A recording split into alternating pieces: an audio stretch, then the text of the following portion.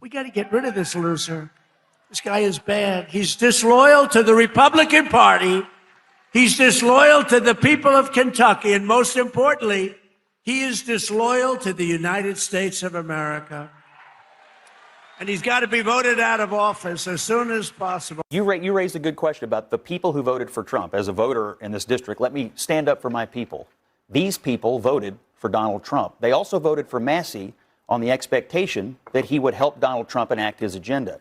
He stopped doing that, and it's pretty simple. They decided to get a congressman who will help him enact that agenda. It's easy to overanalyze this. The bottom line is they love Trump. They love his agenda. Tax cuts, border security, you name it. Massie got off that team, and they wanted to put someone on the team who would help the president. It's pretty simple. So what's the old song? You don't tug on Superman's cape. You don't spit into the wind. You don't pull the mask off the old Lone Ranger, and you don't mess around with Trump in a Republican primary. And that's what Thomas Massie has done by becoming his chief antagonist in the U.S. House. And this became really a referendum on, is Thomas Massie on the team or not? And Trump said he wasn't, and the voters followed.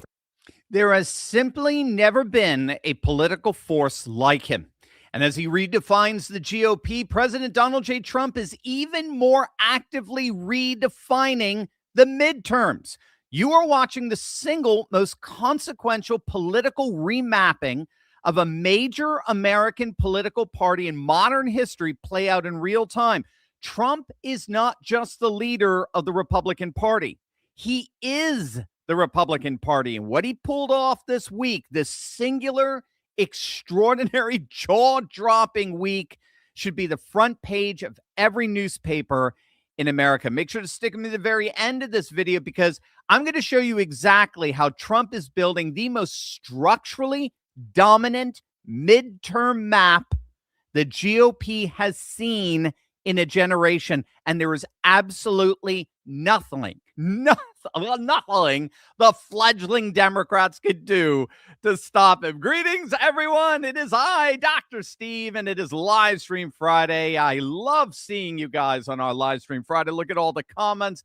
Wonderful. It is I, your Patriot Professor, celebrating yet another absolutely glorious day in the Trumpian golden age that you all, my heroes, made possible back in November of 2024. So if you want a front row seat on how you continue to change the nation and the entire world in ways you never even imagined, make sure to smack that bell and subscribe button. As always, we got a jam-packed show for you today. Our super chats are up, so feel free to send in your comments, your questions. It'll be my privilege, my honor to read them and answer them during our live stream. Also, before we dive in here, you've got to go right now to turleytraining.com, turleytraining.com, because we're living through a time when a lot of people are beginning to realize something important. The old economic system, the one that told you to work harder, grind longer, and depend on institutions that frankly don't care about you, they don't got your best interests in mind, that system is starting to break down. And you see it everywhere. Inflation, instability, and just a growing sense that the system is increasingly designed for the benefit of a very small group at the top. And whenever we see moments like this historically, something interesting happens. Ordinary people begin looking for ways to create independence from the system rather than depend on it. And that's why I want to invite you to a free training with someone I know personally, a good friend of mine named Ryan, who's been quietly building what he calls, I kid you not, the perfect lifestyle business that takes advantage of the new hidden economy. And what's fascinating about it, it's probably not what you think when you hear about something like an online business, for example. In fact, when he explained it to me, I'll be honest, it was a little dubious. It sounded a little weird, but then he showed me the results. And I immediately got so excited because it's working so well right now in 2026. And the part that really caught my attention is that it takes them, get this, less than 30 minutes a day to actually run and operate. No advertising, no social media marketing to worry about, no employees to hire, no inventory to buy, no websites to build, and you don't need any technical background to get started. It's unbelievable. So I asked him to break this down for you step by step. And so he agreed. We're hosting a free private training where you can see exactly how this works, because this is about creating real independence in a time when more and more people are starting to question the system altogether. So if you want to see how this hidden economy works and decide that this is right strategy for you, go to turleytraining.com and reserve your spot right now, because you already know the world is changing. More people are stepping outside the system, not by chance, but by choice. And this is one of those opportunities to do exactly that. Learn more at turleytraining.com.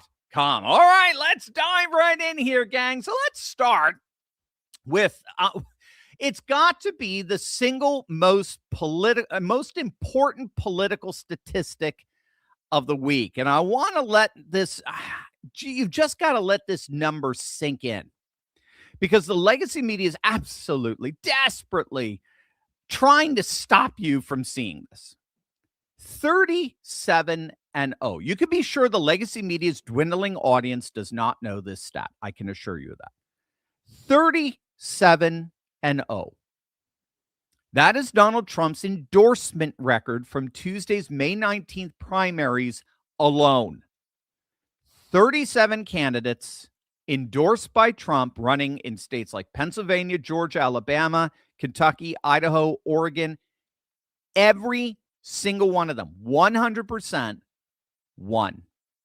Pennsylvania, 10 wins, 0 losses. Georgia, 9 wins, 0 losses. Alabama, Kentucky, Idaho, Oregon, perfect sweep. Gang, that's not just a good night, right? That's a great, no, it's not even a great night. That's a political force of nature that we simply have never seen before. Obama couldn't tout those numbers, not even close. We're about to see how he just got humiliated again. I mean, this is unbelievable. For all the naysayers who claimed that Trump was losing the Republican base, for all the doomers that said that the MAGA movement was fracturing, that the voters were leaving, this number's an absolute gut. This number's a 5-finger death punch. It's a good metal band. 37 wins, 0 losses, a 97% win streak overall in Trump's total endorsements. That's not a movement in retreat. That is a movement at the absolute apex of its power. And what Trump has proven is that it really doesn't matter who you are. It doesn't matter how long you've been in Congress. It doesn't matter how popular you may be on the talk shows or on Podcastistan. It doesn't matter. If you are perceived as an obstacle to the full and total unleashing of MAGA power, you're gone. You will be politically steamrolled, standing in the way of the unstoppable MAGA movement. Now, of course, the real sort of weight of this moment started with the Indiana GOP. Remember all those Indiana state senators some weeks back who decided that they would side with the Mike Pence wing of the party, the loser wing of the party, and vote against redistricting to give the GOP 2 new seats in Congress from Indiana. Now, let that hit you. Indiana Republicans voted with every single state Democrat to keep 2 Democrat seats. Who the hell needs Democrats when you have Republicans like that? Well, it just so happens that 8 of those Republican state senators in Indiana were up for re-election a couple of weeks ago. And when Trump unleashed Indiana voters on them, it was an absolute bloodbath. When Indiana primary voters showed up to the polls, they delivered what one commentator called a flat-out wipeout. Travis Holdman, one of the most vile of these anti-Trump rhinos from District 19, gone. Jim Buck, District 21, gone. Greg Walker, District 41, gone. Linda Rogers, District 11, gone. Dan Dernalk, District 1, gone. And many of them were defeated by massive, I should say District 11 there. Many were defeated by massive margins. In fact, in that District 11 race, the Trump-endorsed challenger beat him with 73% of the vote. He literally got Liz Cheney'd. As the smoke cleared, 6 of the 8 turncoat Republican senators, keep in mind Trump only actively endorsed 5, 6 of the 8 turncoat Republican senators were defeated. It was an absolutely astonishing display of political power that has reverberations that go way beyond Indiana. Here again is CNN's Scott Jennings, who had a rather ominous, indeed prophetic warning for what was to come. The boss of the party, I think Alyssa stated it very well. He calls the shots in the Republican Party, and if you go against that, he will pour his wrath out upon you, and it doesn't typically turn out well. As Harry Hinton has said before, go against Trump in a primary, and you wind up in the grinder, and that's what happened in Indiana. To me, what I was looking for tonight was the forward-looking lessons here. For instance, what's going to happen in Kentucky in a couple of weeks in that 4th congressional district where Thomas Massie is the one congressional Republican who has been the biggest thorn in Donald Trump's side. They have poured millions into that race, and a lot of people are wondering, could he withstand a challenge from a Trump-backed challenger there? If you look at what happened in Indiana tonight, and you're Thomas Massie tonight, or you're anybody else in a primary right now where Trump's on the other side of you, you got to be thinking, this is a bad night for me. But bottom line is, there's always plenty of money in politics, and it's always the president's priorities and prerogatives that call the shots in his or her political party, and here we are. And indeed, Scott, as usual, was spot on. Just this past Saturday, the ultra-repulsive Louisiana Senator Bill Cassidy, who voted to convict Donald Trump in that sham impeachment trial back in January of 2021, he got his butt handed to him. He was decimated in his primary. He made history as the first incumbent senator to come in 3rd in his primary in over 60 years. And then, of course, the big one, the showdown, which Scott Jennings was just alluding to there, between Trump and his ultra nemesis, Tom Massie, in Kentucky's 4th district. And gang, it wasn't even close. It was one of those, Mike Tyson, Michael Spinks fights. There's this huge lead up, the 2 big heavyweights, and it was over in 91 seconds. I mean, Massie was pummeled by Trump-endorsed Ed Galrein. He lost by double digits. The race was called within an hour of polls closing. He lost by 10 points. It was an unmistakable message that Trump has total iron control over the GOP, whether they like it or not. Whether they like it or not, the Republican Party is being remade in Trump's image. The Republican Party is now officially the MAGA Party. Just ask Dan Crenshaw. Or better, even better, just ask Texas Senator John Cornyn. My, oh my, was that a bombshell? In many respects, the most seismic event this week did not happen in Kentucky. It happened in its backdrop because he endorsed Ken Paxton that Tuesday morning at the Kentucky primary. So it was a bit overshadowed, but it really actually happened in Texas. Donald Trump looked, I want you to get this, he looked at a 24-year Senate veteran, John Cornyn, the senior United States Senator from Texas, the former Senate Majority Whip, one of the most entrenched figures in the entire Washington establishment. He was a future Senate Majority Leader. And Trump endorsed his opponent, Texas Attorney General Ken Paxton, for the Senate seat. Trump turned his back on Cornyn. And in doing so, he demonstrated his total and complete disdain for the whole of the Rhino Republican Senate establishment, who literally do nothing of value when it comes to advancing the MAGA agenda in the Senate. They did the BBB, and that's it. And that's key. Remember, Paxton offered to drop out of the Senate primary if Cornyn agreed to finally nuke the filibuster and pass the Save America Act. Cornyn had no political choice. In order for his own survival, he agreed. He's always been an establishment hack. He's always defended the filibuster. Then he turned around, wrote an op-ed, and said, all right, that's it. I'm turning my back on the filibuster. We have to pass the Save Act. I think he was kind of lackluster milquetoast with that. But he did flip. He got on board of getting rid of the filibuster, passed the SAVE Act, but his fellow rhino establishment Republicans didn't move an inch on it. And so when he turned around looking for their help, he was like, yo, guys,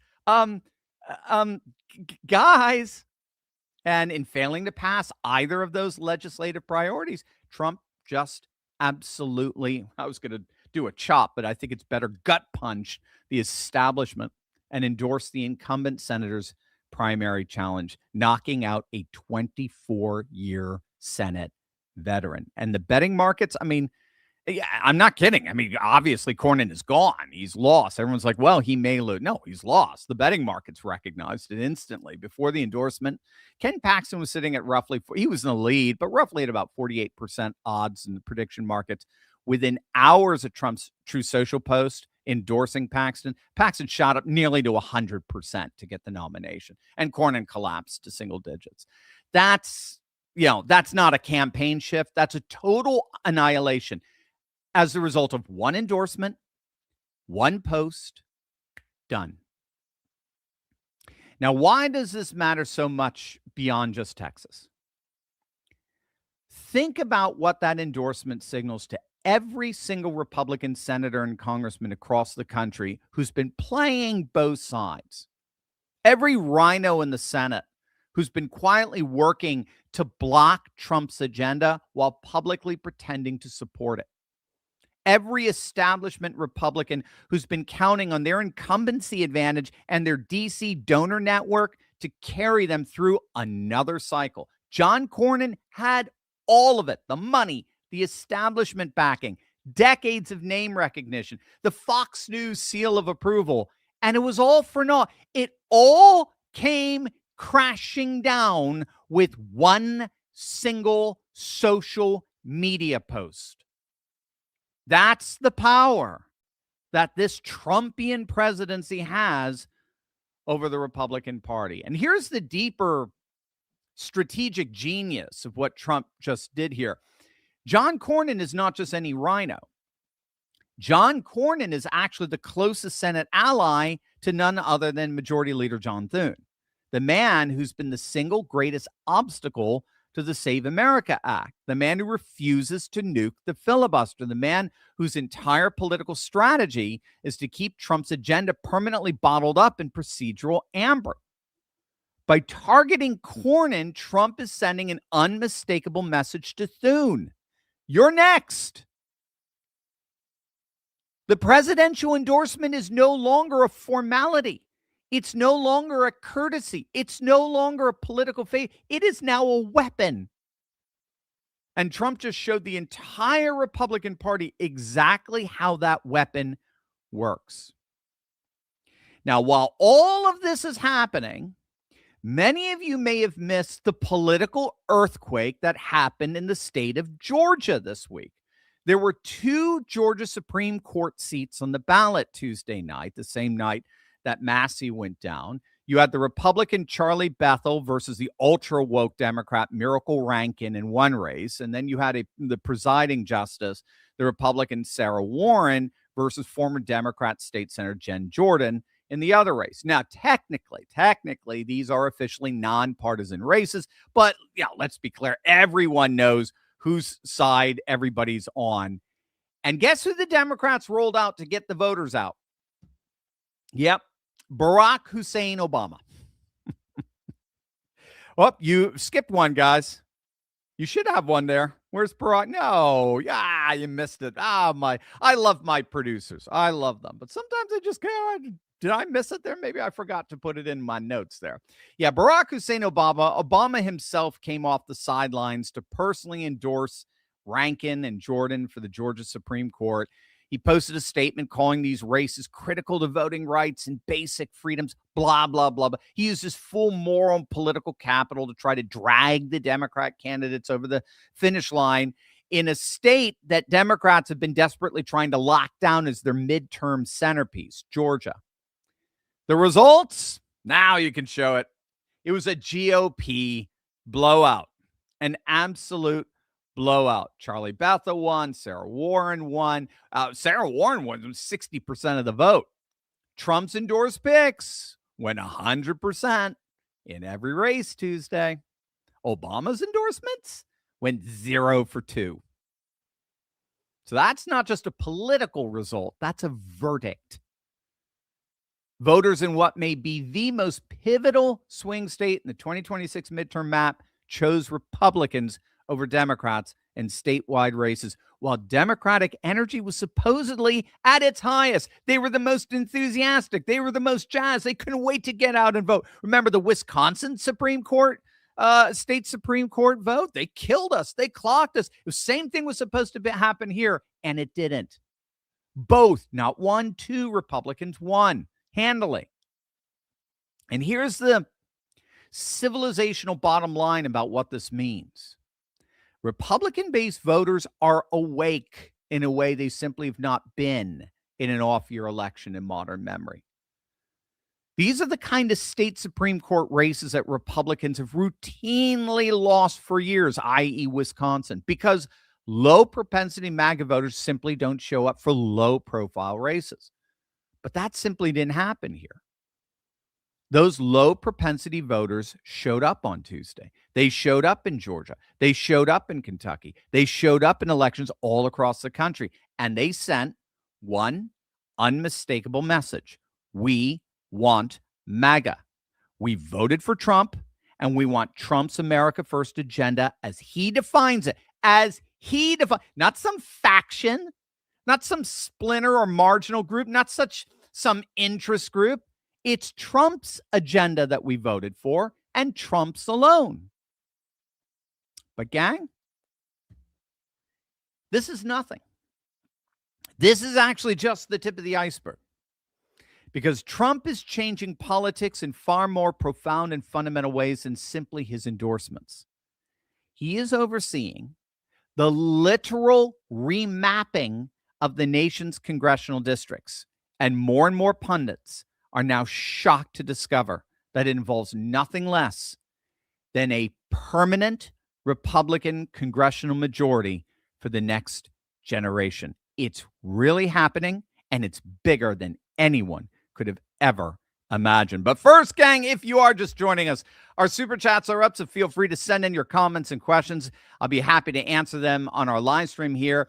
Also, let's face it, you had a number in your head, right? The number you thought would be enough to retire. And then the price of life went up and up and up. And now the question isn't whether you saved, it's whether what you saved could still buy the retirement you planned for. I mean, think about what's happening right now. We got war, we got oil spiking, and then everything gets higher. Gas, groceries, insurance, bills. We've seen this before. We're watching a structural shift in the global economy where inflation isn't temporary, it's embedded. And historically, when that happens, purchasing power doesn't recover, it erodes. So your dollar buys less, your savings carry less. And people who are counting down to retirement start wondering if they have to push it back, all because the cost of living moved the finish line. That was my wake-up call, and I knew there had to be something else I could do to protect what I built. So I researched, and that's when I found Augusta Precious Metals. And gang, they taught me things I didn't even know were possible. I had no idea you could move your IRA or 401k into physical gold, tax-free and penalty-free, a real asset that's held its value through war, oil spikes, and market chaos. And that changed everything for me. I've spoken with Augusta's education team, and these guys, I'm telling you, they know their stuff, and they explain it so clearly. So here's what I recommend you do right now. Go to turleybuysgold.com, which I do. I love gold. turleybuysgold.com, or text Turley to 35052 to get Augusta's free gold IRA guide. That's turleybuysgold.com, or text Turley to 35052, because the retirement you dreamed of is still possible, but only if you protect it. Give them a call or text right now. All right.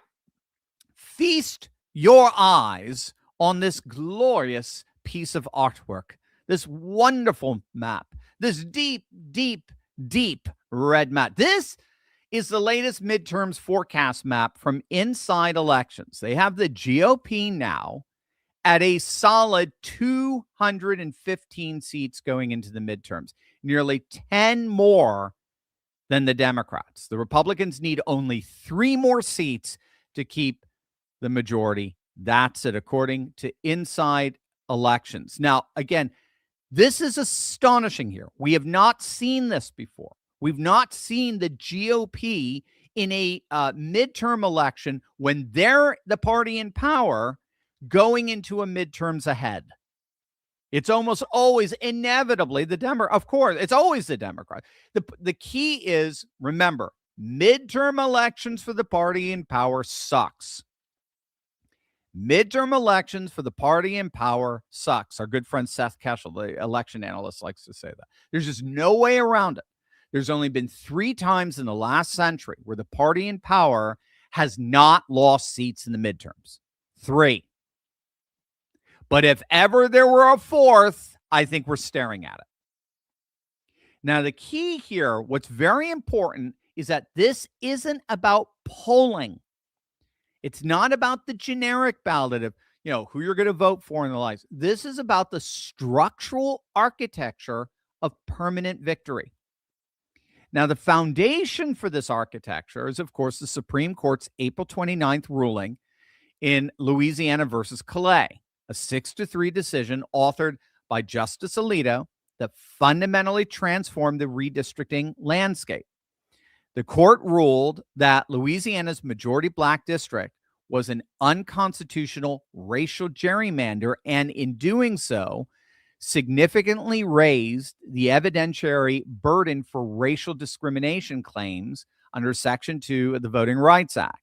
So up until that point, many of you know this, but up to this point, the Democrats invented this concept of vote dilution, where I kid you not, if you have too many whites in a district, then black voters are disenfranchised because they'll never get the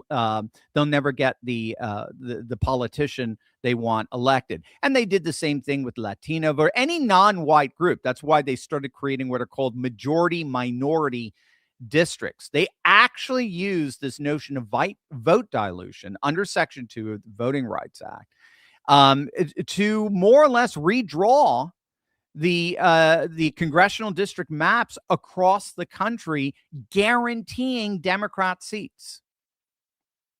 Those days are over. The Supreme Court came in and said, correct me if I'm wrong, but you're not getting rid of discrimination. Aren't you just projecting it? Aren't you just relocating it now to whites? Aren't you telling whites that they can't vote in a certain district because of the color of their skin? So the Calais decision it literally changes everything. It overturned the Democrats' entire structural strategy for congressional majorities. And the ruling got almost immediately effectuated, as it were. It was in just 5. Normally, there's a 32-day standard window before you start enforcing a Supreme Court decision. They started enforcing it within 5 days. And that enabled states to immediately begin redrawing maps. What the 6 conservative justices said is unmistakable. You cannot use race. I can't even believe I have to say this.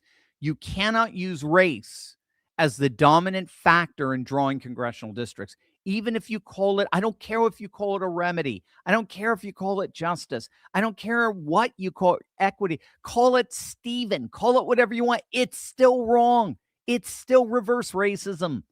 And the ripple effects are going to be felt by this from Florida to Mississippi to Virginia to every single state where Democrats have been weaponizing race to guarantee literally hundreds of congressional seats. And I'm not being hyperbolic.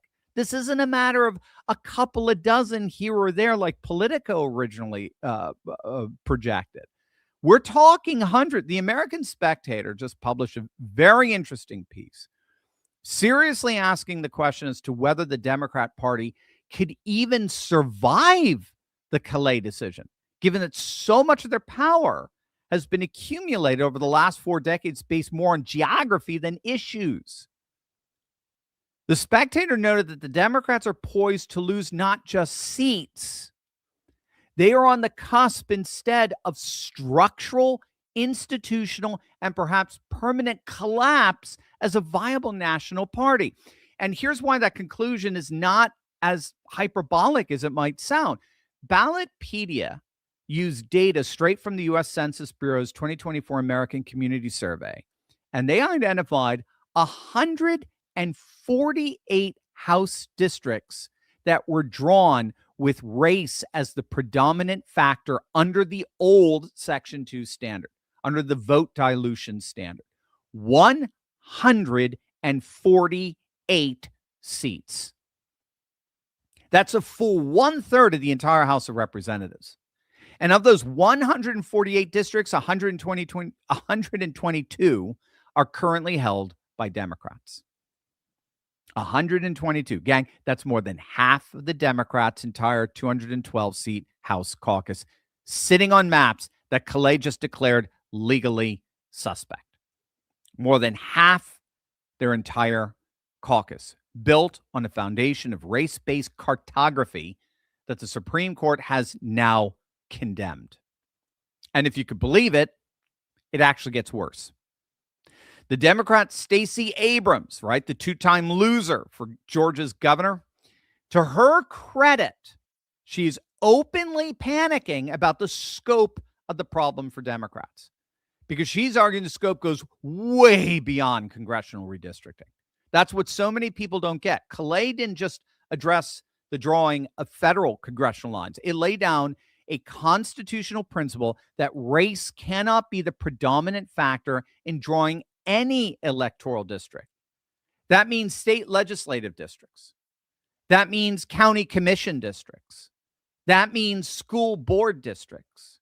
That means city council district maps. In short, hundreds upon hundreds of districts deliberately drawn at the local and state level under the old Section 2 standard are now legally and constitutionally vulnerable. Even the ACLU is acknowledging this, warning that the ruling affects not only congressional redistricting, but challenges to state legislative and local election systems across the country. Abrams' outfit, her nonprofit, Fair Fight, I think it's going through a little investigation. I don't know. I shouldn't say that out loud, but they put out a report projecting that Republicans could pick up as many as 30 congressional seats alone in 2026 and 2028. But again, it's not just Congress. The downstream effect on state legislatures and local government across the country could be even more profound. The Republicans have the chance of actually flipping literally hundreds of local seats because of the required redistricting post-Calais. The Democrats built their entire political infrastructure, their bench, their pipeline, their community organizing works on a foundation of race-engineered local representation, and Calais just cracked that foundation from top to bottom. So, closing the loop here on the midterms, Democrats are now in a position where they would need to flip seats that Republicans have now gerrymandered into fortress territory in states like Florida, Texas, Ohio, Tennessee, Missouri, North Carolina, and beyond. Now, keep in mind, this Inside Elections map, let's put that up again, because I think it's so beautiful. It's like a work of art.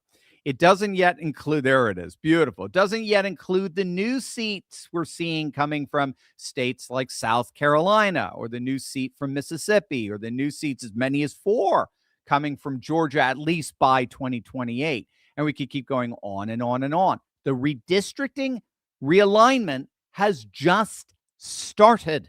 This is nothing. And it's none other than panicked Democrats openly admitting it. The structural map has shifted underneath their feet, and most of the legacy media hasn't even begun to explain to their dwindling audiences how seismic this shift actually is. But if you can believe it, it gets even better. because the structural advantages are not just on the map, they're in the money. The two tend to go together. The money tends to follow the maps. And so we're not just talking voter rolls here. Let's start with the money here, because these numbers are absolutely breathtaking. The lifeblood of politics, gang, money, cash. When it comes to cash on hand, the Republican National Committee, the RNC, is absolutely blowing the Democrats out the water. Look at these numbers. The RNC now has nearly $124 million cash on hand. And by the way, they're debt-free. The Democrats are stuck at just over 14 mil. It's absolutely insane. Do you see what happens when we get rid of USAID? Isn't it wonderful? 124 mil to barely 14 mil. Republicans are literally out fundraising the Democrats 9-1. And to make it even worse, I mentioned that the RNC is debt-free. Ain't that way for the Democrats. They're reportedly 17 mil in debt. That means the DNC started 2026 broke, negative net worth. And think of all the money they waste in Virginia. The whole gerrymandering referendum Hindenburg that went down in flames. They poured tens of millions of dollars only to see the whole thing go up in smoke. Oh, and by the way, that 124 million, it's nothing. For the RNC, that's just the front door to the mansion here. It's a trickle in the ocean. Pick your metaphor. Take a look at this. Again, if you want to see how dominant Trump is in this political realignment, Trump has amassed a near $1 billion. That's billion with a B, war chest for the midterms. That's 3x what the entire Democrat Party has been able to put together. $1 billion. Democrats are not just being out redistricted, they're being outspent. It's not just the map that's against them, it's the money. And again, they don't have a figure like Trump that can raise that kind of cash, that has that kind of political power, especially since they got doged. This is not a marginal fundraising edge. This is total financial dominance. But we're not through. It gets even better, because now there's the voter registration numbers, which are the most accurate predictive indicators for how an election turns out. Again, notice that I'm not appealing to polls here. I'm appealing to structural realignments. The results are baked into the structures. Our good friend election analyst, I mentioned Seth Cashel.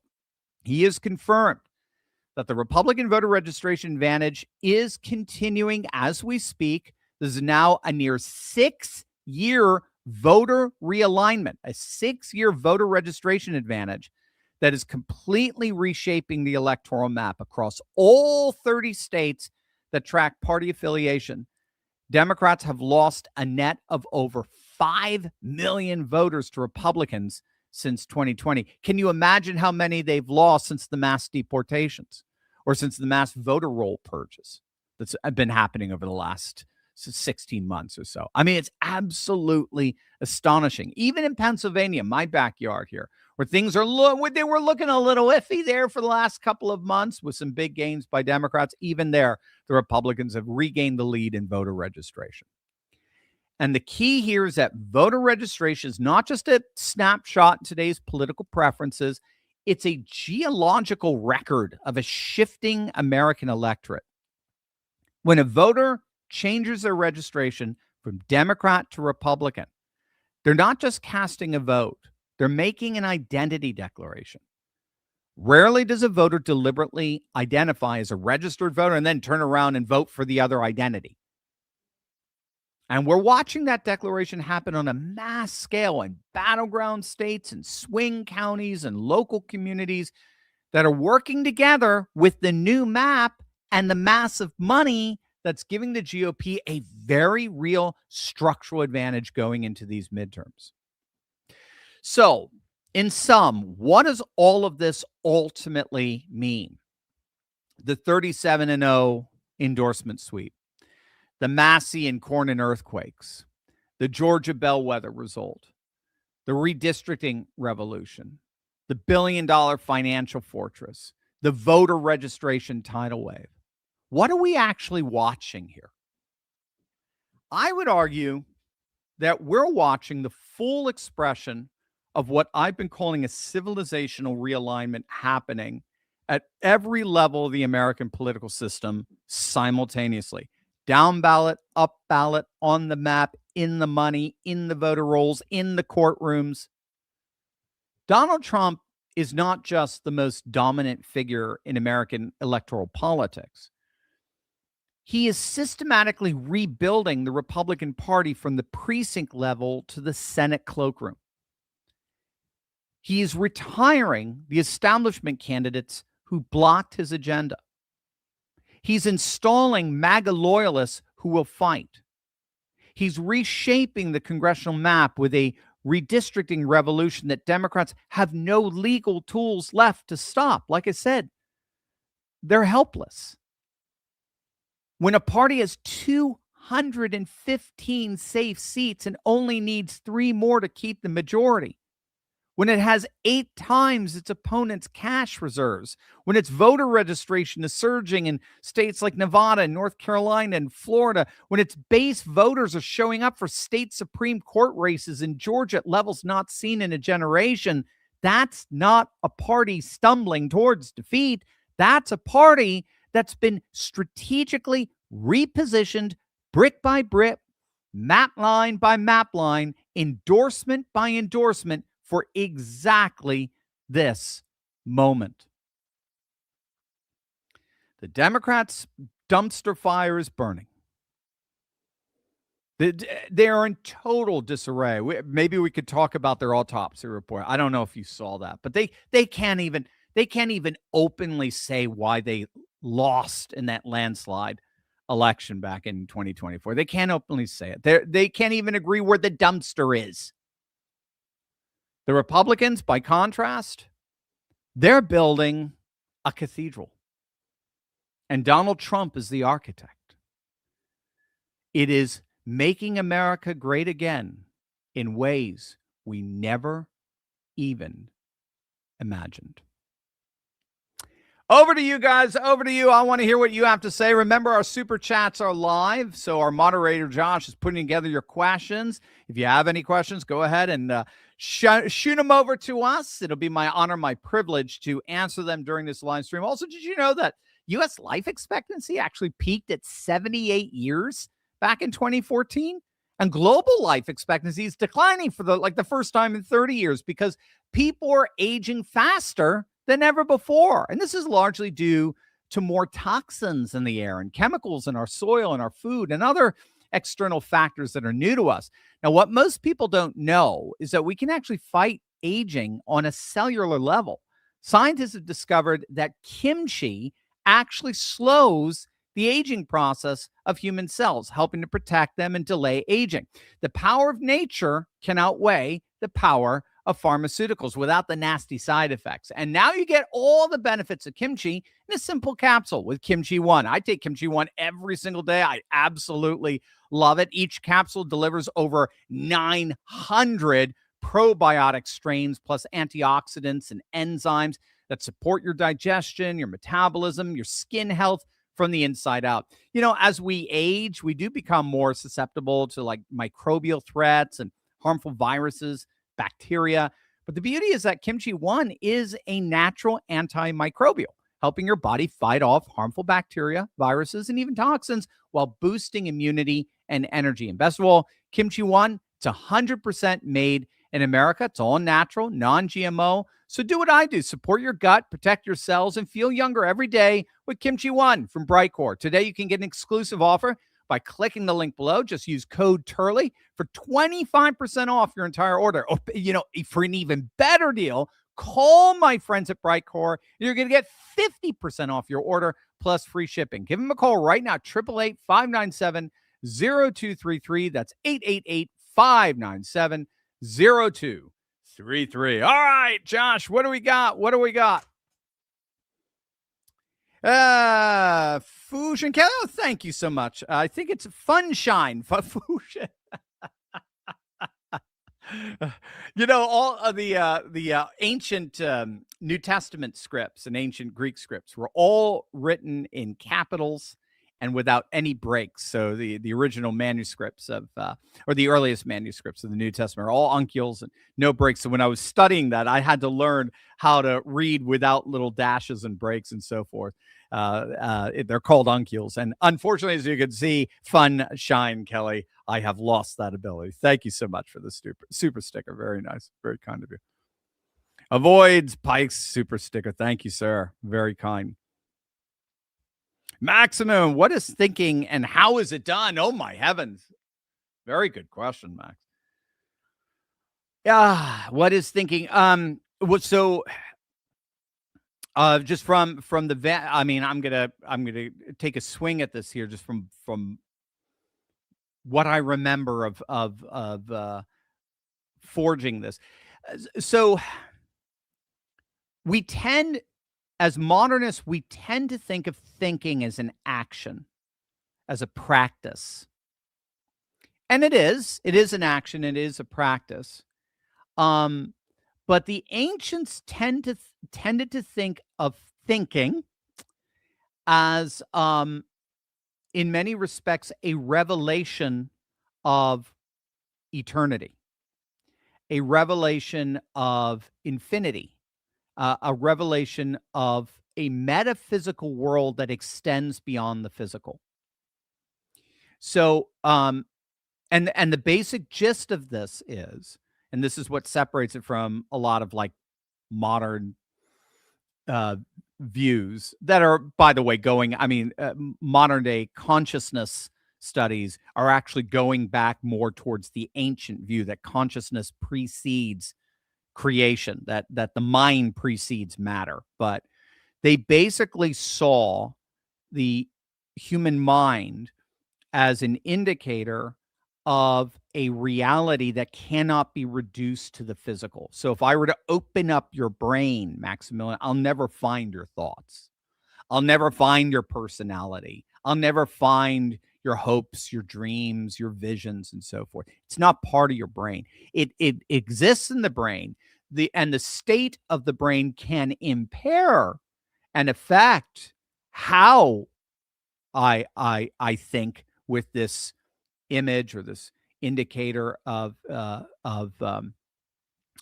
eternity. Just like if I were in a hospital room without windows, I'm not the hospital room. I'm very distinct from it, but I'm still limited at what I can see. So the brain can affect, no question, and does affect how and what we see. Nevertheless, the fact of, and notice even just the way I'm using that term, I'm using the metaphor of seeing.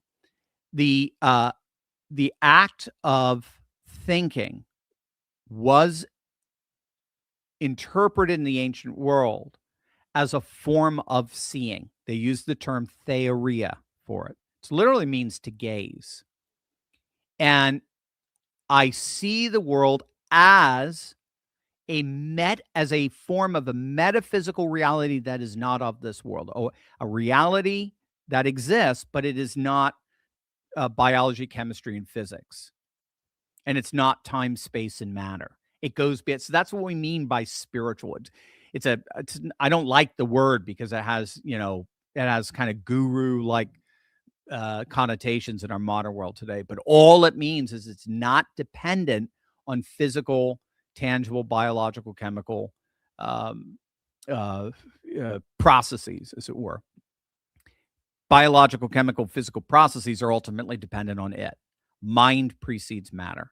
So our thinking is the action we're engaged in that reveals that right ordering of reality, that our personalities, our thoughts, our goals, our aspirations are all reflections of a reality that exists outside the physical world, that is the basis for the physical world. And then that trans-physical world has invaded, it's come into this body, or got fused in this body, and there's different conceptions of ensoulment in relation to the body. I'm generally agnostic with that, but so what I'm doing right now is I am in a very real way communing with a non-physical reality by virtue of the fact of my thinking and my consciousness and my speaking and the like. Hence why the ultimate thinking for the ancient world was called contemplation, which meant to think thoughts in accordance with the temple. The Latin is contemplare. Con is with, templare, temple. To think thoughts in accordance with the gods, quite literally.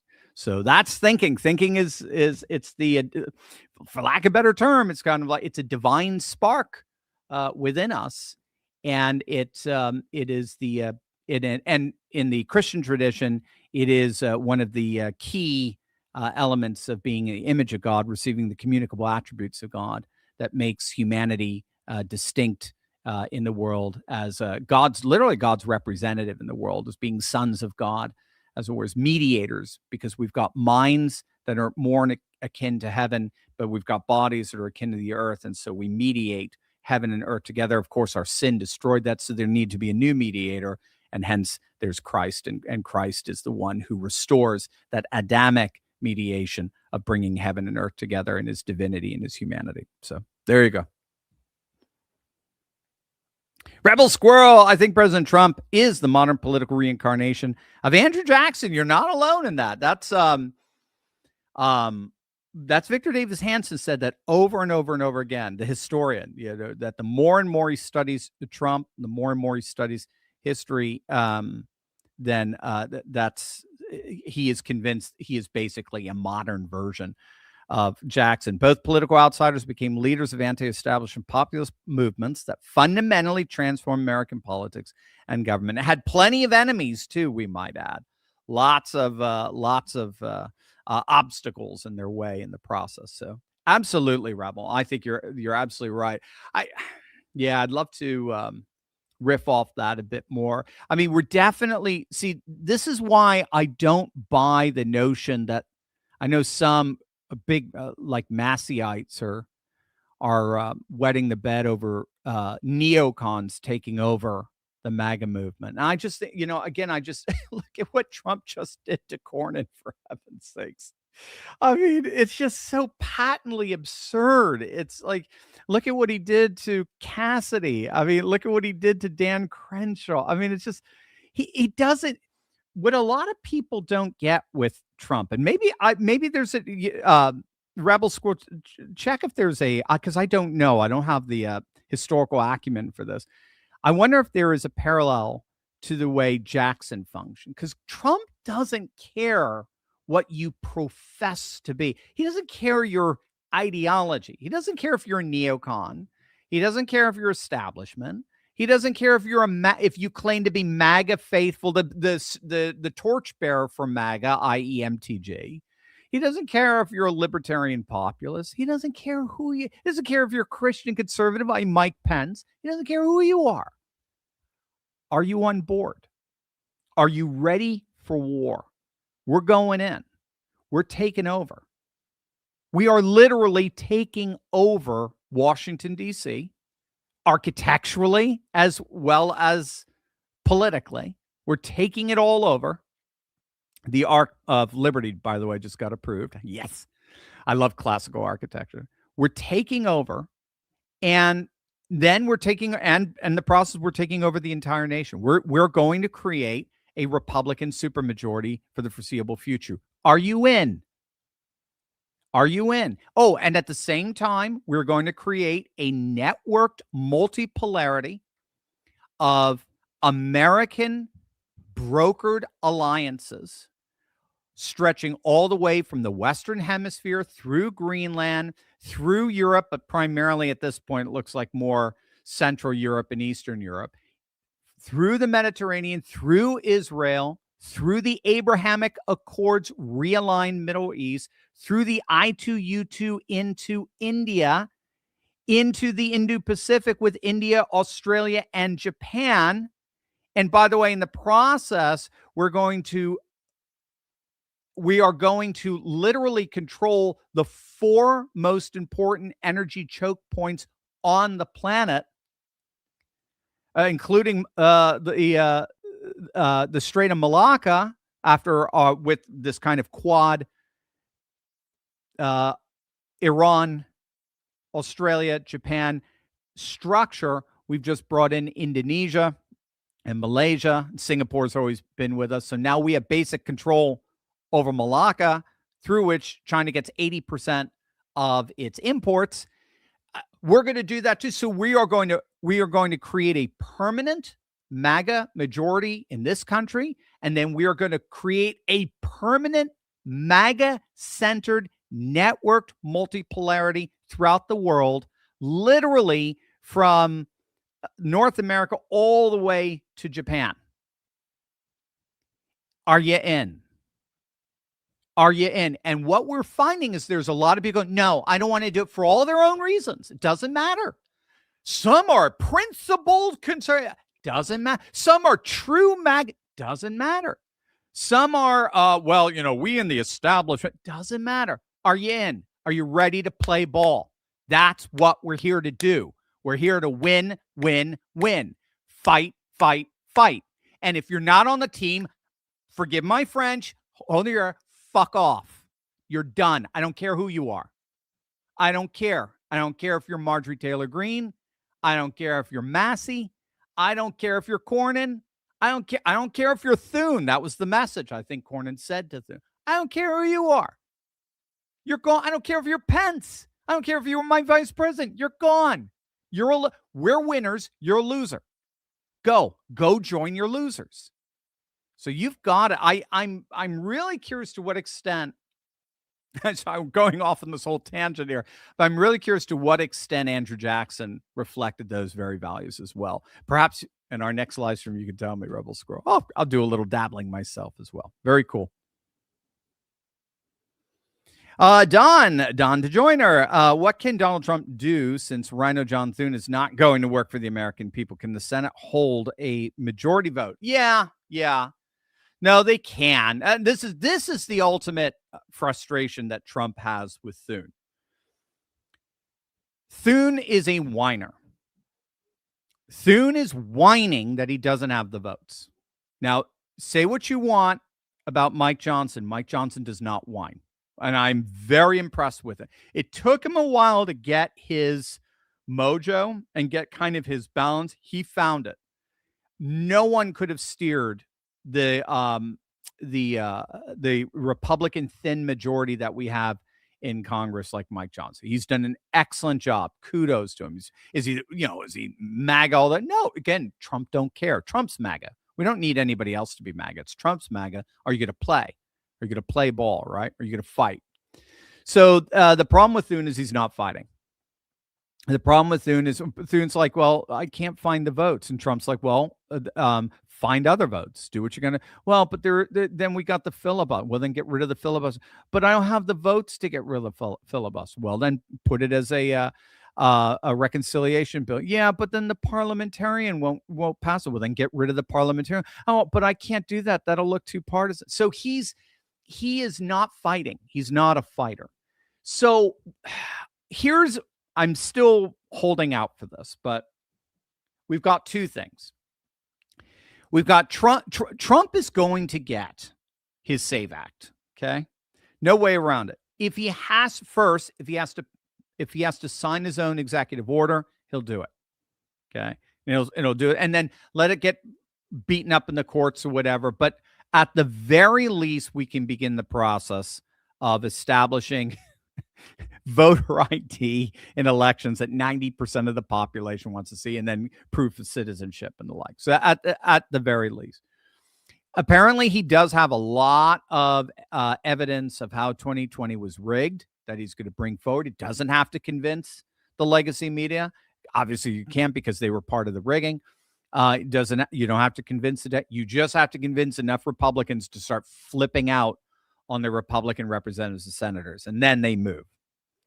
And then, so that's the first thing is he can sign some kind of EO, put it into action that way.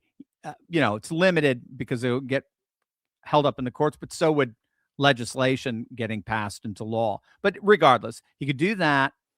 And then I think as we get closer to the convention that he has for the midterms scheduled, I think it's in August, then I think that's when you're going to start seeing, leading up to that, you're going to see the Senate doing things because they have to. We'll see what Tillis ends up doing. He's been an obstructionist since he's leaving. He's just a bitter old hag. We'll see what Cassidy ends up doing. We'll see what Cornyn ends up doing. Again, you can give these guys carrots. This is one of the reasons why you always endorse the incumbent congressman or senator, because if you don't, they won't vote for you. Vote for your legislation. This is politics. It's all about power. It's all about leverage. So I think he'll end up getting it one way or the other. I think all of Washington was put on notice this week. This was Trump's biggest political week in many respects. And I think, again, they keep digging in their heels. Okay, well, we're just not going to. Well, first of all, then he signs an EO, and they'll sign another EO, and he'll sign another EO. No problem. How long do you want to play this game? And then he'll, and then the pushback when it comes to reelection. Those who are still in positions of power want to be reelected. They're going to have to politically perform in some way. And yeah, I got to say, with Thune putting the Senate on vacation right now, they're worse than worthless at this point. But that's the Senate. There's almost, I almost want to side with Democrats. Like, just get rid of the Senate at this point. It's ridiculous. We got the votes in the House. Let's just go with it. We got the White House. Let's just go with it. I know it'll bite you in the end, but nevertheless, so I think Trump can do a lot to politically pressure and sign EOs. There's a lot he can do. And just Thune is just a definite disappointment. He was not the man for the hour, for sure. Brian, my good friend, I keep seeing these poll results saying that the president underwater on both the war and the economy. My sense is that they're the end product of digestion, as if it were otherwise, we would see a different result. Oh, in the primaries. As if it, let's see, my sense is that they were the end product of digestion, as if it were otherwise, we would see a different result. Yes, in the primaries. What is your take? Yeah. That's my only problem with a lot of these polls. So, one of the things we've learned, right? And we all love polls. We all do our polling. It's just a quick snapshot. It gives you a sense of where things are here or there, or at least it's supposed to. But we've all learned, especially after Ann Seltzer's Kamala +3 Iowa poll, we've all learned polls are weapons. Polls have been politicized. And they serve more propaganda ends than information ends, which is sad. You would hope that, for example, one of the polling outlets that I find actually very good, ironically, are in Europe. European polling is very accurate. If you have a poll, usually they don't allow for polling the week leading up to the election. But if you have a poll a week out from the election, like in a French election or a Spain election or even Hungary's elections and so forth, you pretty much get that. You get that result. Viktor Orban had one or two polls that looked pretty good for him, but the vast majority of the polls, all the polls showed Peter Magyar running away with it, and for good reason, because of at least for good reason, politically speaking, given the corruption charges. So, our polling is it's become, so there's very few, it's become propaganda. It's very few polling outlets that I trust. But I think what you just did is I think it's very academic. I think you corroborated, you sought to corroborate the polling. And that's the key. For me, I'm looking for alignment. I'm looking at the polling, and I'm looking at the voter registration, and I'm looking at where the money is, and I'm looking at the alignment, the redistricting. And I'm looking at the endorsement percentage rates and on and on and on.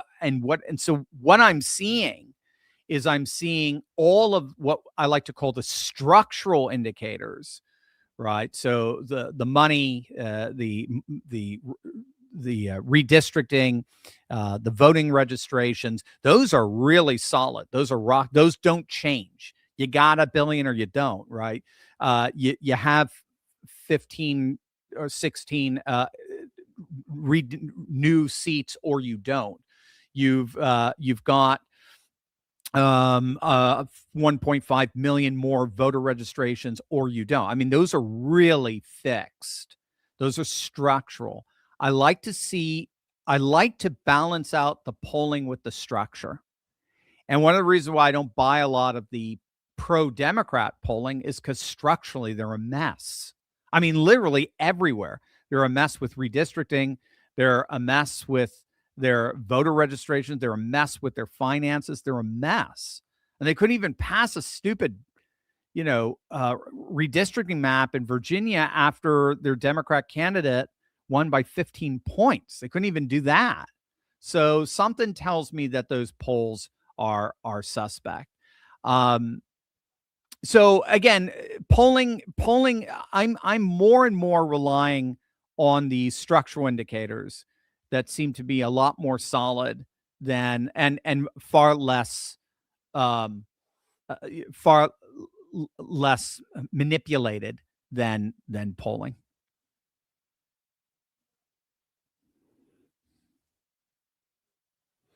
Leroy, is there anything in the Constitution that would allow removal of John Thune? Not to my knowledge, there isn't. I mean, you mean as a senator? No, not to my knowledge. As a majority leader, yes. I thought it was the same as a speaker. They can McCarthy him. They can do that. But again, it turned out to be a good thing. But if for a while it was a Matt Gaetz kind of rebellion, and Matt Gaetz ended up having his own issues, so it couldn't end up bringing more catastrophe than anything. I know Rick Scott would be wonderful, but again, it doesn't. If the votes aren't in there for to approve him, then again, you just have to deal with a very dysfunctional Senate right now. There's just no way around it.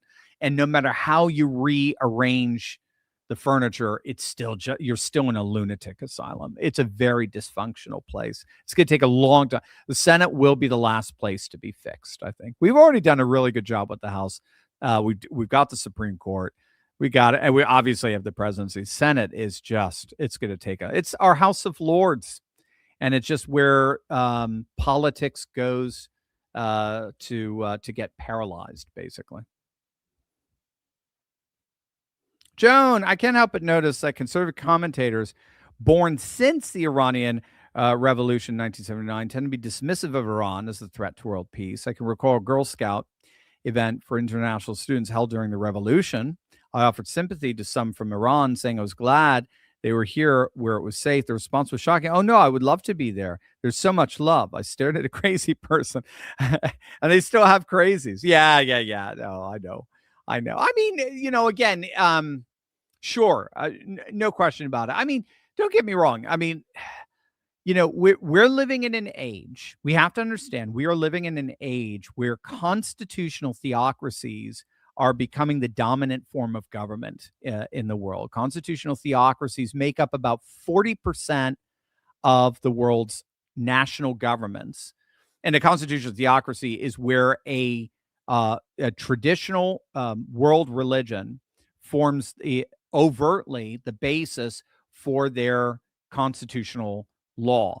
And then normally they'll have, ironically, a kind of secular court, or in the case of Iran, they'll have a council of mullahs, of theologians, to interpret the extent to which the civil laws both are faithful to the theological tradition, but also honor sort of the civil rights of the individual. Very similar like what we see with Israel. Though technically Israel doesn't have a constitution as I understand it. But nevertheless,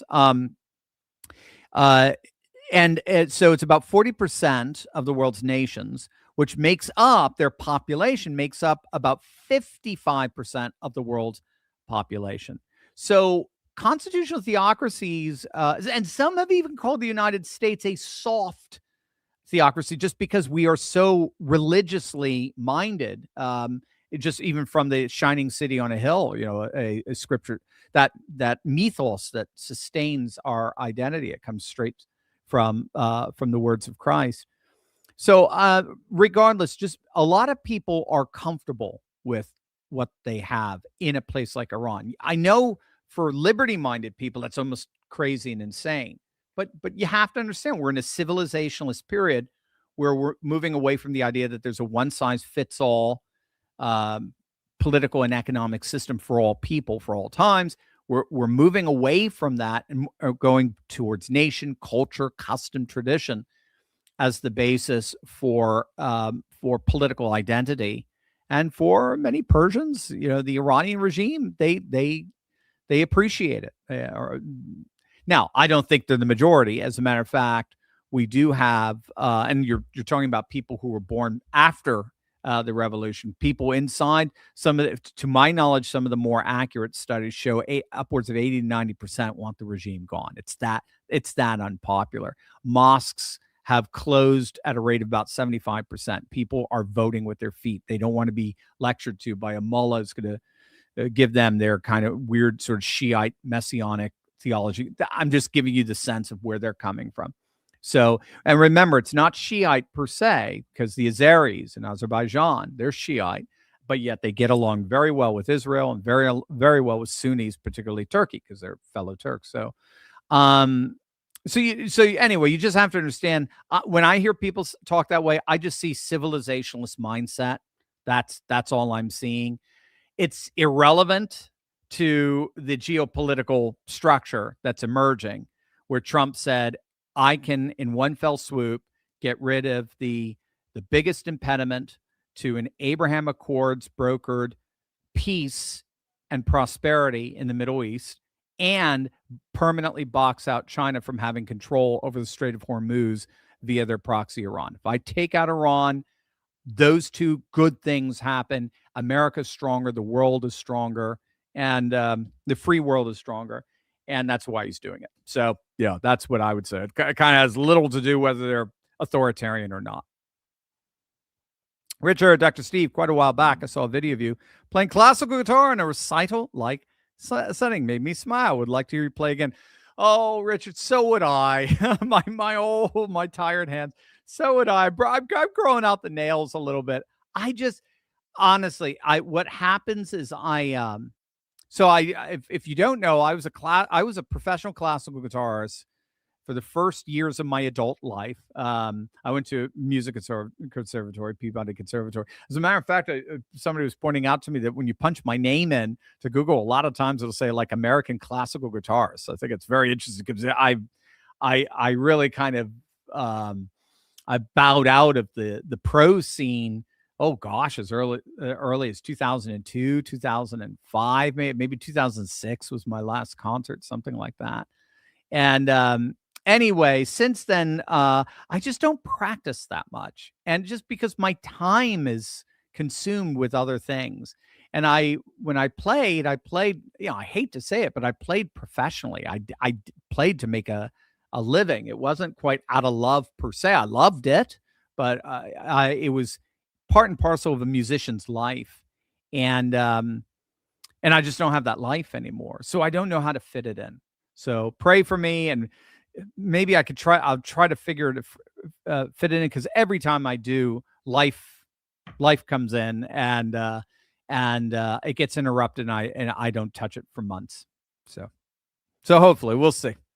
Thrawn, with what happened on Tuesday night across the country with all these fake Trump approval polls, what do you think is the true approval of Trump? I'd say high 40s, probably. Yeah, mid 40s, high 40s. So you have the full MAGA movement, you have the GOP behind him, and you have right-leaning independents behind him. They're fully behind him. So I'd say 45. High. I mean, it could be low 50s. But yeah, I just again, if he had, they're trying to claim, and again, you notice he doesn't pay any attention to it. It's so funny, but they're trying to claim he's been bushed, that he has George W. Bush's like low 30s approval ratings. How politically successful was George W. Bush in his second term when he had low 30s polling? He collapsed. He couldn't get anything done. He absolutely collapsed. He wanted to reform Social Security. He wanted to reform all this. He couldn't get anything passed. And then 2026, and they were mauled. The Nancy, or 2026, 2006, the Nancy Pelosi revolution. I mean, he was a loser. Trump is stronger now than ever, demonstrably so. And to hell with the polls. He's stronger now than he's ever been. He's had polling that's been at 60%. Guess what? He's stronger now than he was back then. So I think the polls are in the 50s. And the reason why Democrats flip out whenever he says, yeah, maybe I'll run for a fourth term, as it were, in 2028. The reason why they flip out of that is because they know he'll win. Kevin, will auto-pen judges be removed? Will fraudulently elected politicians be removed? Will Mrs. Omar be deported? I love it. I love Arizona, Georgia senators and governors. Probably not. To be honest with you, probably not. But or let me put it to you this way. Or what do you mean by removed? Right? I think it's very interesting. It's almost like, what do we mean by red wave? In this new politics, we're going to have to reconfigure how we think about things. So like a new red wave would be 222 seats. That's a red wave. Now, back in 2006, that wouldn't have been a red wave. That would have been a very, very close election. But we're now living at a time where seats have been so gerrymandered, so partisanly redrawn and redistricted, that there's really only about 4 or 5% contested toss-up seats. So the ceiling is always going to be very low. The question is making sure we push that ceiling as high as we can. But getting to about 230 is going to be the absolute limit at this point until all the redistricting and realignment kicks in. It's the same thing like with removing these judges. Yeah, we can remove them, but it's more structurally removing them. It's more cleaning out the corrupt system that put them in power in the first place, so that while they may continue to be in positions of power, the structure that put them in has been eliminated, and therefore it's just a matter of time before they're removed, i.e. replaced. So I just think you have to think more long-term with that. With Omar, now, Omar's going to be interesting. Because you have the administration openly saying, this is JD, openly saying that they have all the evidence they need that she committed immigration fraud. And that's it. Doesn't matter who you are, you're gone. If you committed immigration fraud, doesn't matter who you are. You could be a CEO of a company, you're gone. And then he said, now it's a question of strategy. How are we going to roll it out? So I'm keeping my eye on Omar. You don't have someone as very rhetorically careful as JD is say something like that without him, anticipating something big is going to happen. So we'll keep an eye on Omar for sure. Milo, any evidence Harmeet will really go into every blue state for a DOJ challenge to racially gerrymandered districts? How soon? I have not caught up on that, but I just, from what I've seen thus far, Harmeet is awesome. She's doing great stuff. And again, I think this is part of Trump's redistricting strategy. Keep in mind, Trump is looking at the overall map with a 2028 focus ultimately. So, of course, he's got 2026, front and center now. But this is more of a 2.5-year project as opposed to a 7-month project for him. We'll get as much as we can in those 7 months.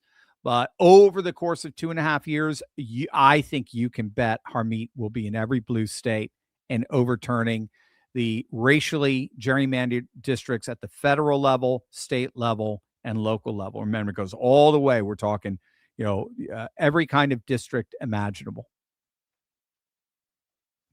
Politically incorrect forever, Dr. Steve. The Democrats and rhinos are going to need bigger pathology departments, more coroners, and more autopsies. Yes, they are.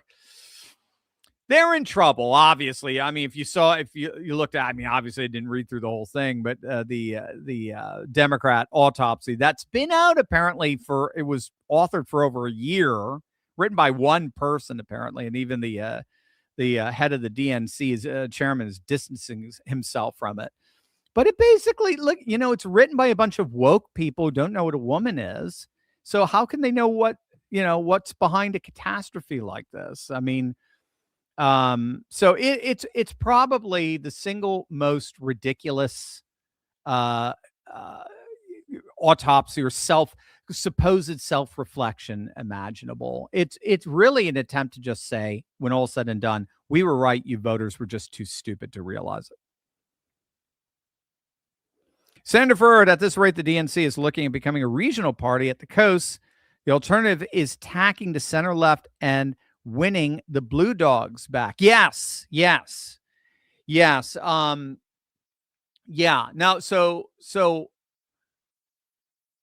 yes. So the Democrats right now, it seems to me, when you look at the redistricting, the Democrats are in real trouble, because when they redistrict, when they gerrymander, all the districts have to go through urban centers.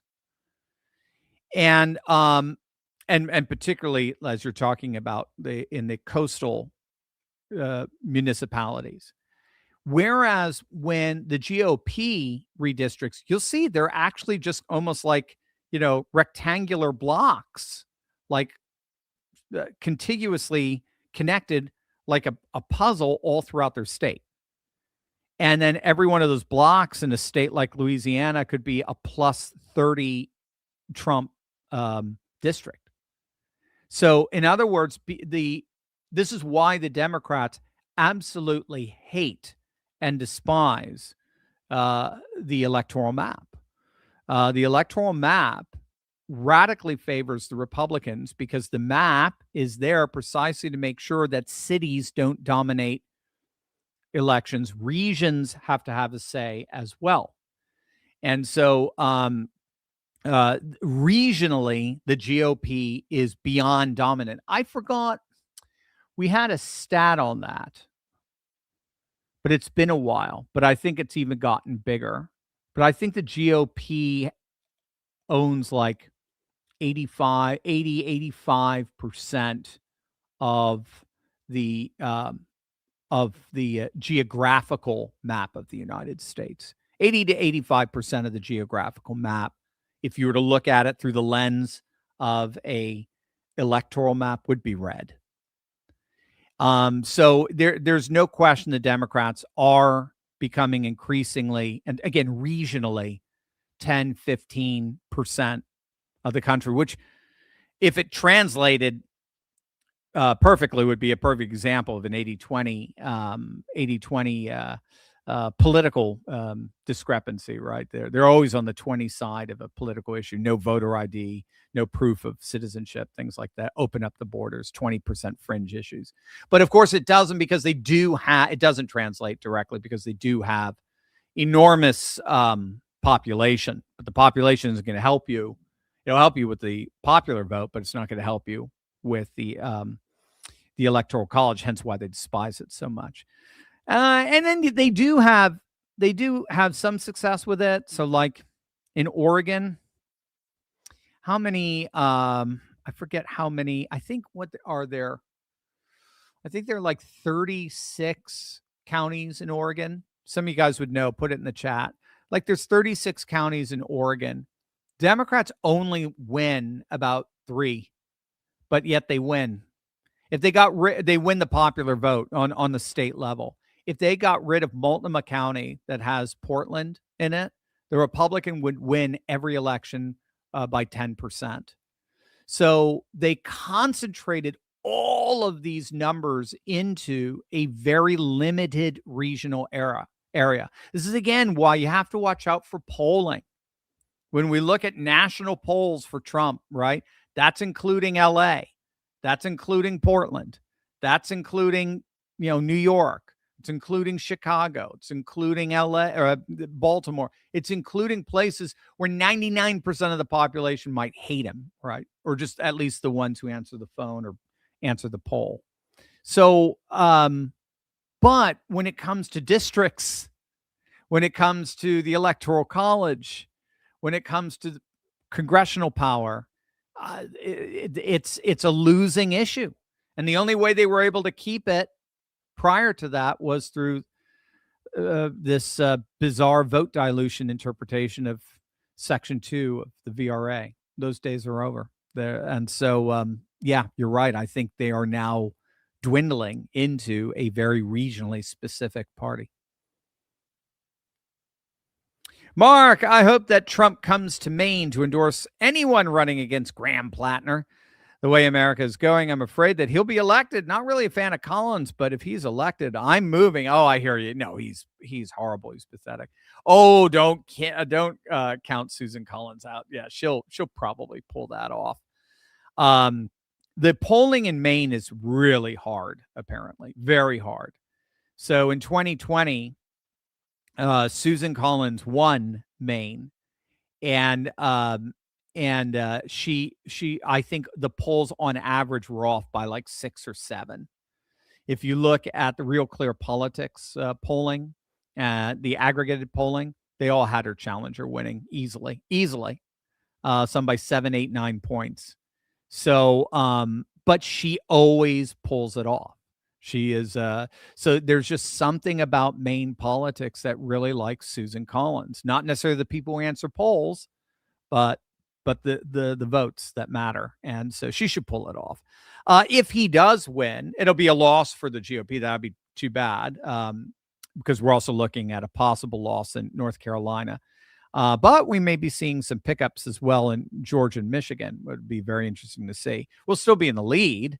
We'll be at 51 instead of 53. But still, I think she's, if she were to lose, that would be a sign that the Democrat Party has gone radical and the Democrat voter has gone radical. They want their own fighters too, except their fighter, like Trump, except their fighters are incredibly destructive. Their fighters aren't building anything.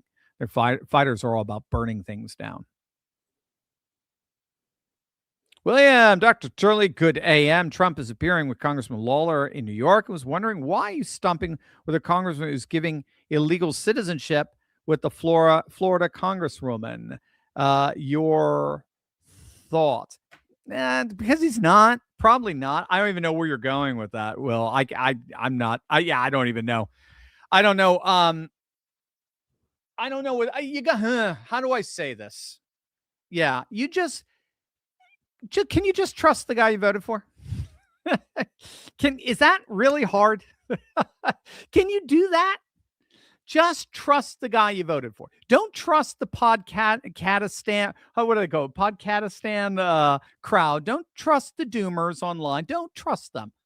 They're just chatty women in a sewing circle. They just don't listen to them.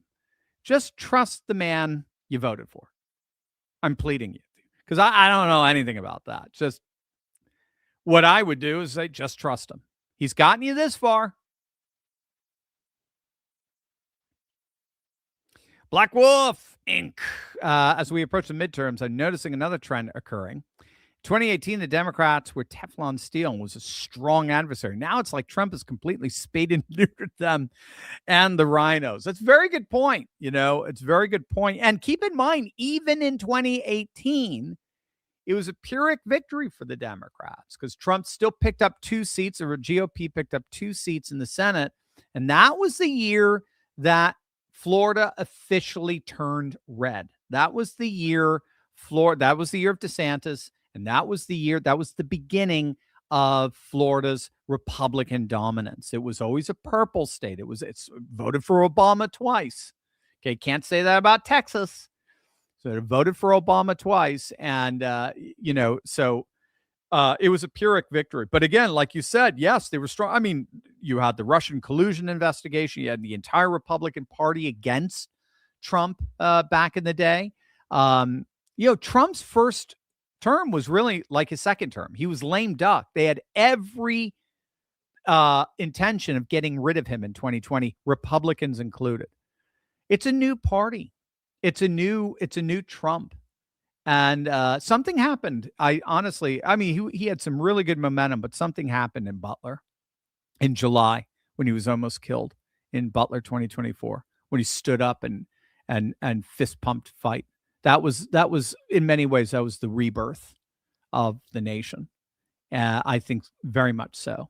And it's going to be very hard to take the Republicans down when they are so structurally strong, when they have a strong leader who's going to take them into the midterms with a really awesome midterms convention, who's so strong with the voter registration, who's so strong with money, who's so strong with redistricting. So the map, the money, the registration advantages, it's structurally, they're in very, very good shape. Milo, since the United States Postal Service is the final pathway for mail ballots, does the Trump EO prohibit blanket ballot mail delivery, and will it be enforced? That's a good question. Well, obviously, Trump is no fan of mail-in ballots, being the victim of the 3 a.m. Truckloads.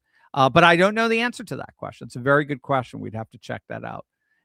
Prohibiting blanket ballot mail delivery, and will it be enforced? I mean, so I've talked with Cliff Maloney, who's on the front lines of ballot harvesting and so forth. And he did say that again, in blue states, I get you. All right. In the handful of blue states, they're a mess. They're Somalia, right? But in most states, they have clamped down since 2020 and have made mail-in balloting very they've put a what's the term I'm looking for? They've put a very clear stamp of process throughout. There's a term for it, and I can't remember it right now. But I think whatever Trump is going to do to make sure that this election is secure, I think you can be sure he's going to do it. I mean, he wants only the most secured election out there because he knows what happens when it's not. So, but that's my best take at the answer. Unity glue. For states like Washington, can rural residents book a hotel room in Seattle, have their mail-in ballot delivered to the hotel address, and have their vote counted as being from Seattle? Good question. I don't know. I don't know the rules in Washington. Can rural residents book a hotel, have them delivered? I doubt it. If I recall, Washington, don't they do all their voting by mail? Something stupid, there's just something in the air with that rainy place. But I don't know the answer to that. I would assume not. I would assume you can only request a ballot from proof of residence. You'd have to turn that hotel room into proof of residence. But if it's that lax, then no wonder why the Democrats have been there forever. Brenda, never miss your podcast. You are Finny and I think you mean funny. I'm Finny and I speak king. You're funny and speaking truth. Thanks for all you do. Thank you, Brenda. It's very kind of you. Very, very appreciative. Thank you. Miss Cordell, MAGA forever. Amen, Miss Cordell. Amen. Politically incorrect forever. Dr. Steve, didn't Act Blue begin being dismantled, contribute a dwindling of Democrat funds? given that Act Blue was laundering money of billionaires and foreign money into smaller Democrat donor accounts. Yeah, so it has. So as I understand, Act Blue has not been fully dismantled. It's still there, but it does not have access to your and my money anymore. And you're exactly right.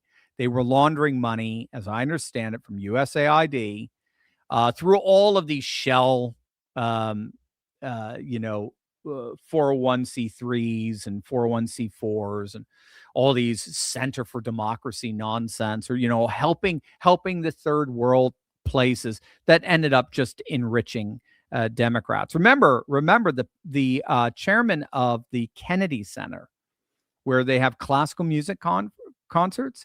The chairman of the Kennedy Center was making over $1 million a year. Let that age. And the Kennedy Center was in debt every single year. They were in the red, and yet he was getting $1 million a year.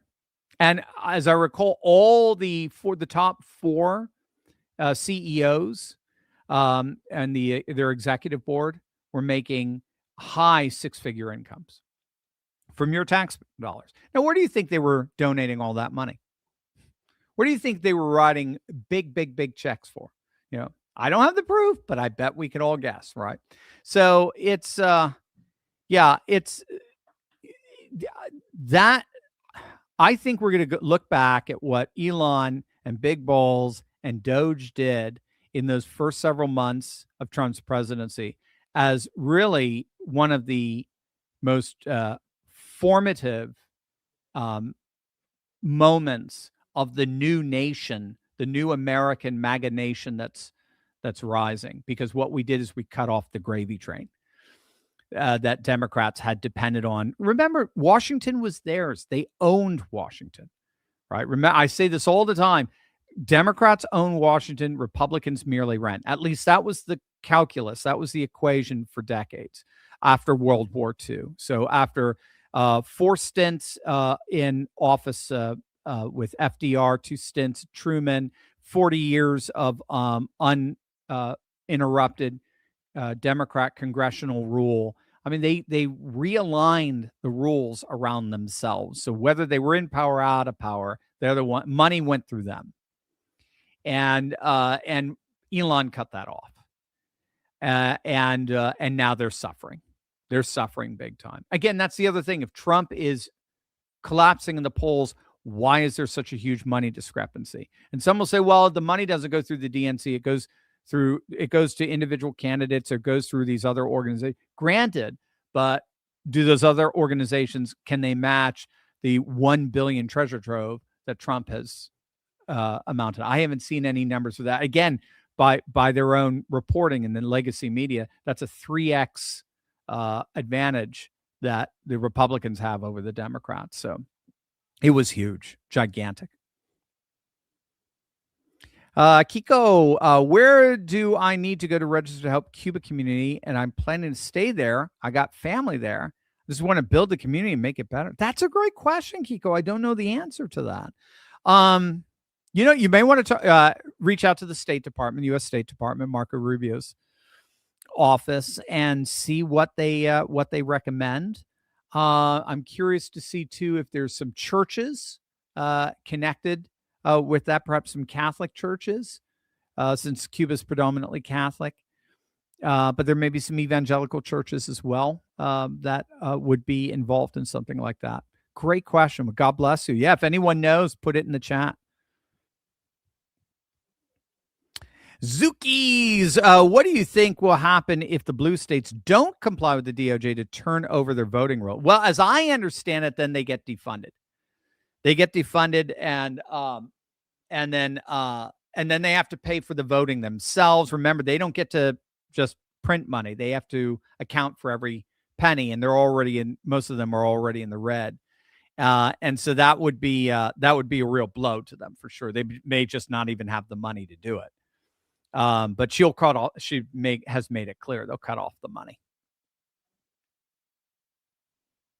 In addition to all the headwinds you mentioned, the autopsy is making them focus inward and destroying themselves. Yeah, that's right.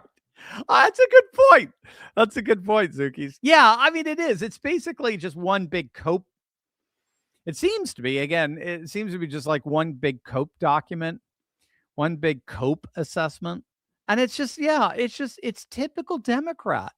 You know, the worst part, I think, about being a Democrat today, and as being part of the woke aligned Democrat, is the way it shrinks the frames by which you're allowed to think. You're not allowed to think. Say what you want about Trump and MAGA and whatever. You know, there is an incredibly open way of thinking. Well, what can we do? Well, let's go to the moon. You know, hey, let's remake world order so as to permanently box out China and actually forget Gaza as the Riviera of the Middle East. Let's make the whole Middle East one huge Riviera. Let's do it. Let's do it. You know, it's got this, let's take Venezuela. We don't need a war. Let's just take out that one idiot who stands in our way. Okay, great. We'll have this amazing, special forces arrest, put him in prison for the rest of his life. And then we'll basically either directly or indirectly run their oil, largest oil reserves in the world. I mean, he just, I think Cuba's next. It's just, he thinks outside of the box. Whereas when you're so woke, you're so radically myopic in the way you can think, and you get offended all the time. And there are just ways of thinking that's not even allowed. It ends up, like you say, you end up destroying yourself. It's known as bio-Leninism, when the only way to advance and to be promoted in an organization is not because of your competence, but because of the identity markers that you tick off. And when that's the case, like Kamala would be a perfect example of that, of their standard bearer. When that's the case, when you're promoted based solely on your identity and your ideological fidelity, not your competence, then competency becomes the first casualty, and the whole thing eventually implodes. ROTO, great and Laird, Patriot Professor. Have you heard about the movement where Republicans are traveling to LA from all over the country just to vote for Spencer Pratt because LA doesn't have voter ID? I love it. I love it, by the way. I love it. That being said, what are you doing on June 2nd? Hint, hint. Oh, my, oh, my. Do you know about my Brazil trip? I am off to Brazil. I'm going to be at a classical. So I'll go backwards because I love this question that you or this observation you're making.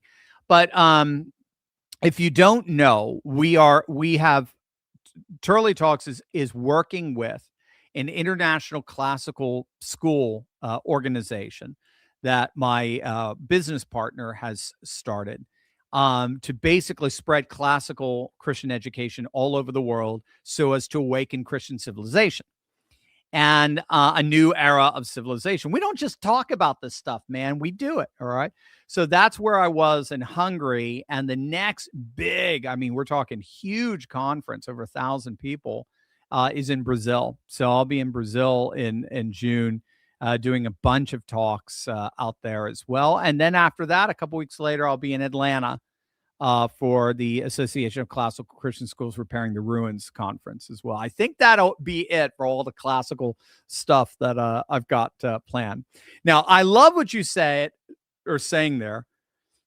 And this is where I wish Republicans would just start really learning to fight. Why aren't we voting early in our own elections, right?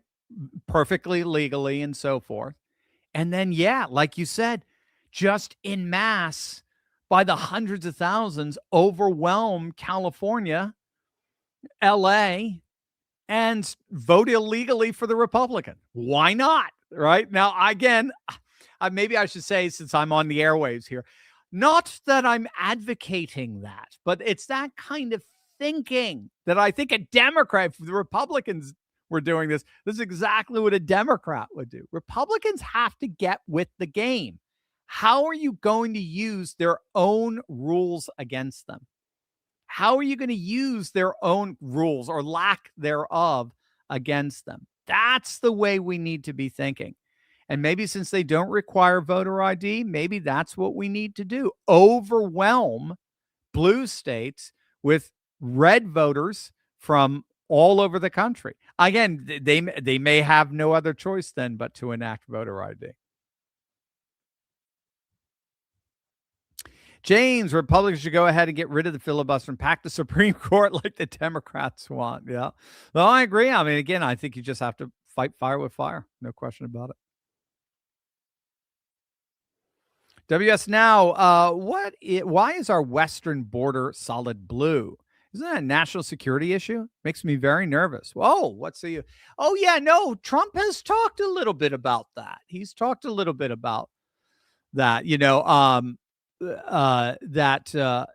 that's one of the reasons why we're going into blue states to enforce border security, deportations, is because it's a national security issue. He hasn't gone there yet. I'd love to see him do it. I think he needs to play hardball, and I'd love to see him go in to West Coast countries, kind of crack down on them. That said, they're not in charge of border security. Thank God. Federal government is, and the Supreme Court has been very consistent with that. So yeah, they're blue, but we control their borders. When all is said and done, they can't. We've had zero illegal border entries since Trump has taken office, or at least since within the first few months, once it was finally fully secured. Apparently, the argument that they're saying is for Border Patrol agents, their number one thing they wrestle with today is boredom. Boredom. That's what I love. That's the golden age. Elaine, make DC square again before midterm. Make Virginia red. Yes. There's been talk about that. Again, I haven't seen a follow-up on that. But Elaine's talking about bringing districts like Arlington and others, right? There's a couple of others back into DC. Constitutionally, as I understand it, they're supposed to be a permanent part of DC and not part of a state.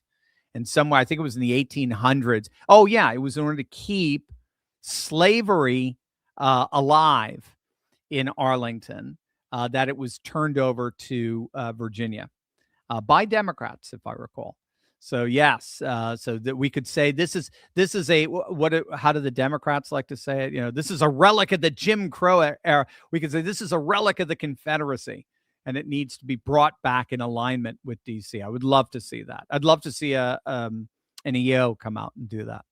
So, and that would have the effect of completely boxing out much of Nova, Northern Virginia, and hopefully return Virginia to its solid conservative politics that is so representative of 2/3 of the country. 2/3 of the state, I should say. Joker Kai, can you explain a census and what effect the banking executive order on illegal immigrants will do to the outcome of it? Well, the census is fundamentally it's a survey to determine population and all kinds of demographic data, which is very important for public use, for private use, and the likes. You basically want to know who and how many are in your country. No, as I understand it, the banking executive order is there to basically force illegals to self-deport. That would be. It doesn't have a direct relationship to a census, but it is before the next. And they're every decade. So we don't see another one until 2030. And Trump is actively. What they found is actually as I understand, for every one person forcibly removed and deported, 2 self-deported. So if they can sweeten the deal or sharpen or make heavier the stick to get you to leave, they're going to do it. They sweeten the deal by paying for your ticket to leave. And then that's the carrot. But then the stick is, yeah, well, we're gonna debank you. We're gonna cut you off from everything. And all I could say, I remember being in a bank. I won't say when, where, or anything like that. My wife could tell you the same thing. We were both in the bank, and I stood in a long, long, long line. It's only a few years ago, not even 2 years ago. Long, long, long line.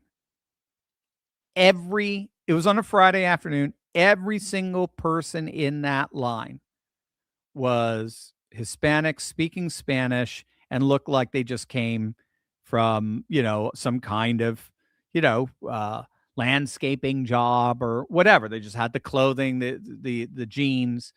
Very hardworking, no question. Love you. God bless you. How many were illegal? I don't know, but there's so many in that area that we were that all the tellers, not all the teller. I remember one teller said, "I'm sorry, I don't speak Spanish. You're going to have to wait for this teller." But most of the tellers spoke Spanish. Trump is trying to get rid of that. But if I can make the assumption that at least a significant portion were, or at least some were illegal, they're trying to get rid of that. You can't cash your check anymore. Again, I guess you can find somebody else to cash your check for you, but it just makes life a lot more difficult to live in. It's called, what is it? It's limiting life choices. WS Now, hi Doc. I'm so chest bursting proud to be an American. Last year, so ashamed, angry, and scared. Thank God for President Trump, MAGA, Musk, and streamers like you. Thank you and God bless, dude. Right back at you, man. Love you. Thank you. God bless. That's so awesome. It is an incredibly exciting time to be alive. I'm not a big fan of so much, as you guys know. I don't like the hidden, esoteric, Gnostic, here's what's really going on, conspiracy stuff. Never liked it, was never attracted to it. I find reality to be so fascinating. I find what's happening right now to be so incredibly exciting. None of that stuff even remotely interests me. So I'm right with you, WS Now. Thank you for that. Catherine, I recently conclude President Trump eventually endorses candidates I supported through research before he announced the support. For it seems to me Trump is supporting the people his base shows signs of supporting. Example, Ken Paxton, Texas. So he seems to choose candidates that guarantee his ability to prove his ability to make or break a politician rather than him responding to the wants of conservative supporters. Hope this makes sense what you say. Which came first, the chicken? Right. Yeah, no, that's a great question. I'd have to look at like some stats on that. But like I said in the live stream, he's an equal opportunity, crusher and endorser. He doesn't really care where you come from. He's about converting you to the team. You're on the MAGA team now, and we're here to win. We're here to realign politics for a permanent Republican majority for the foreseeable future. Are you in? And if you're not, get out. Or if you're in, but get out. There's no buts. Get out. So, I mean, when he took down Massie, everyone's like, oh, that's the neocons. The neocons won. And they're saying that the very morning Trump endorsed Paxton over Cornyn, neocon par excellence. They're saying that within the shadow of Bill Cassidy going down in flames, neocon par excellence. They're saying that in the shadow of now Liz Cheney got turned into a verb. She got Cheneyed. He doesn't care where you fall on your own little messaging map. What he cares about is, are you on the team? He cares about loyalty and loyalty only. Marco was on the other side of it once in 2016. Marco got beat up pretty bad by Trump. And then throughout his tenure, Marco was a little bit on the sidelines here or there. It's kind of Trump neutral. But as of 2024, Marco was all in, 100%. Same with RFK. Same with Tulsi. Right? Same with JD. Same with Dr. Oz. And we could just go down the list. What makes these guys MAGA is they are team players with Trump as the coach. Trump is the general. And they're Trump is the commander, right? They're the whatever the lower generals, and they're giving out orders. And when the general speaks, we do it. We don't mess around because we're fighting a war here. This isn't just some team sport. This is war, political war. Ballots or bullets is what it's often said. So I would have to look at it, but I think he's very in tune with what his base wants, and he's going to give them what he wants. But I think he's also he goes his way. He goes the way he thinks we need to go. I think in Iran we were a little bit like, "Whoa, what are you doing here?" But then it started to make sense. And what lo and behold, his base says, "We're with you, man. We're with you. We're with you all the way through this." Massie didn't say that. Cornyn didn't say that. Cassidy didn't say that. What was that? Eye Patch McCain didn't say that. P. Favata. I never know how to say your name. Is it Favata or P. Favata? Forgive you. You post a lot here, so I want to say it right. Doc, you so smart. I love you. So much to learn. Lear, thank you. Thank you, P. Favata. Well, I hope you lair very much. Oh, you're very sweet. Thank you, man. No, that's cool. Very cool. Very good. I like that. Benton, query, Dr. C, do you remember the time when the Democrats and their lapdog mainstream media claimed when Obama won the president of the United States in legislative majority, they boasted the left would have a generational majority and the conservative movement was dead. Then the Tea Party and MAGA genesis came forth. What are your thoughts? Absolutely. Again, they were more projecting. It was more prescriptive rather than descriptive. That's what they wanted, not necessarily what was happening. Yeah, the Republican Party fell apart in 2008. That's the dirty little secret. Karl Rove, well, I'll bring him up. He came in 2012, but the Romney Rove Ryan wing of the party destroyed it. It absolutely destroyed the party. And it was a rock when all said and done. It was a rock, and it was an elitist Republican Party that just had lost touch with the working class voter. And then they thought the solution to that, they had their own autopsy after the 2012 disaster. They thought the solution to that was, this is after the Romney disaster, was to become more like the Democrats and become more like Obama and start supporting amnesty and opening up the borders and being more, diverse and all that. That's why Marco Rubio at the time was really more or less the coronated candidate for 2016 that Trump crushed. The establishment never quite forgave him for. But the establishment destroyed the party.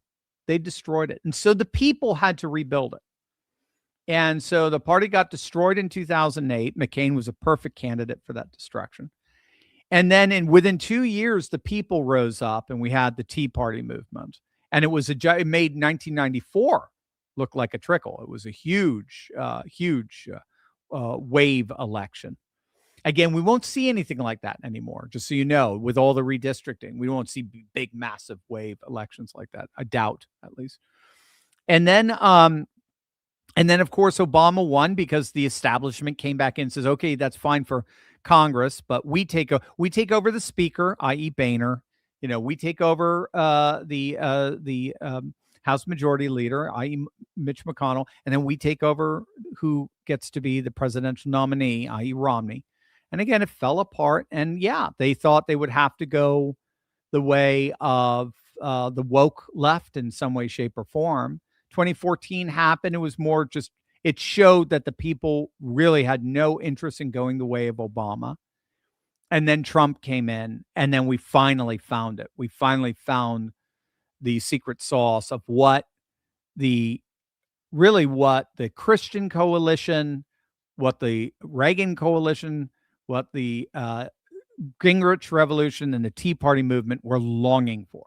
What were they looking? They were looking for a leader who would come in and unwaveringly fight to establish a permanent Republican order in our nation. That's what they were looking for. They weren't looking for somebody being Mr. Gentile and working across the aisle, or what is that one idiot South Carolina state senator say? Our country's stronger with the Democrat. Nope, you're gone. You don't know what time it is, bub.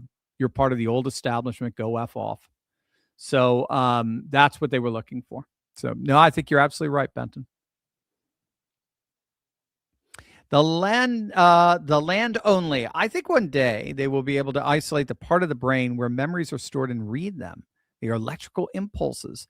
After all, yeah, maybe, but they're not only. You know, you can't be a materialist reductionist, because then what you're giving me there that's just digital pixels. That's all it is, right?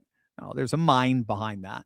And that mind can't be reduced to digital pixels or electrical impulses. But like you said, there is electrical impulses involved. So to what extent can we be able to collect those memories? It'd be very interesting. Harry Potter figured it out. Steffi, correction. It's Drazen, not Drazen. Long A. Drazen. Oh, are you talking is that the Oregon Republican? Okay. All right. Well, how about so that's yours. Mine will be, how about Niceno-Constantinopolitan Orthodoxy? Work on that one. Necrophilia. James O'Keefe exposed a Black Rock headhunter 2 years ago. Talked about being able to buy senators. Oh, yeah. I remember that. Who do you think bought John Thune? There you go. Good crowd. Well, again, that's the establishment. I don't know if it's one person. I don't know if it's a good question, though. Like you say, oh, yeah, we can buy senators, but it's more the estate. We buy them through this gravy train that comes in. And I remember this was back in 2011. I had a lunch with a donor, and he was telling me that they had already decided on Romney. This was before even the primaries. They had already decided on Romney, and the one thing they're all trying to figure out is how to keep Trump out of it. We're hearing Trump might want to cause trouble, but they had already decided it was going to be Romney. All the money decided it was going to be. They picked him. We didn't. They did. Right. And look, you're never going to be able to get money out of politics, even if you were to consolidate it all through the government. Right. If you were to make it all public, like in Venezuela, or the way they used to, or Cuba, somebody's going to have control of that money, and that person is going to control who's going to do this. You've got to have what's called an aristopopulist system. This is something that the political philosopher Patrick Deneen talks about. Aristopopulism, bottom line, the aristocracy that's in place. You're always going to have your elites, so you're wealthy, and so they have to see as their greatest good acting in alignment with the values, interests, and concerns of the people.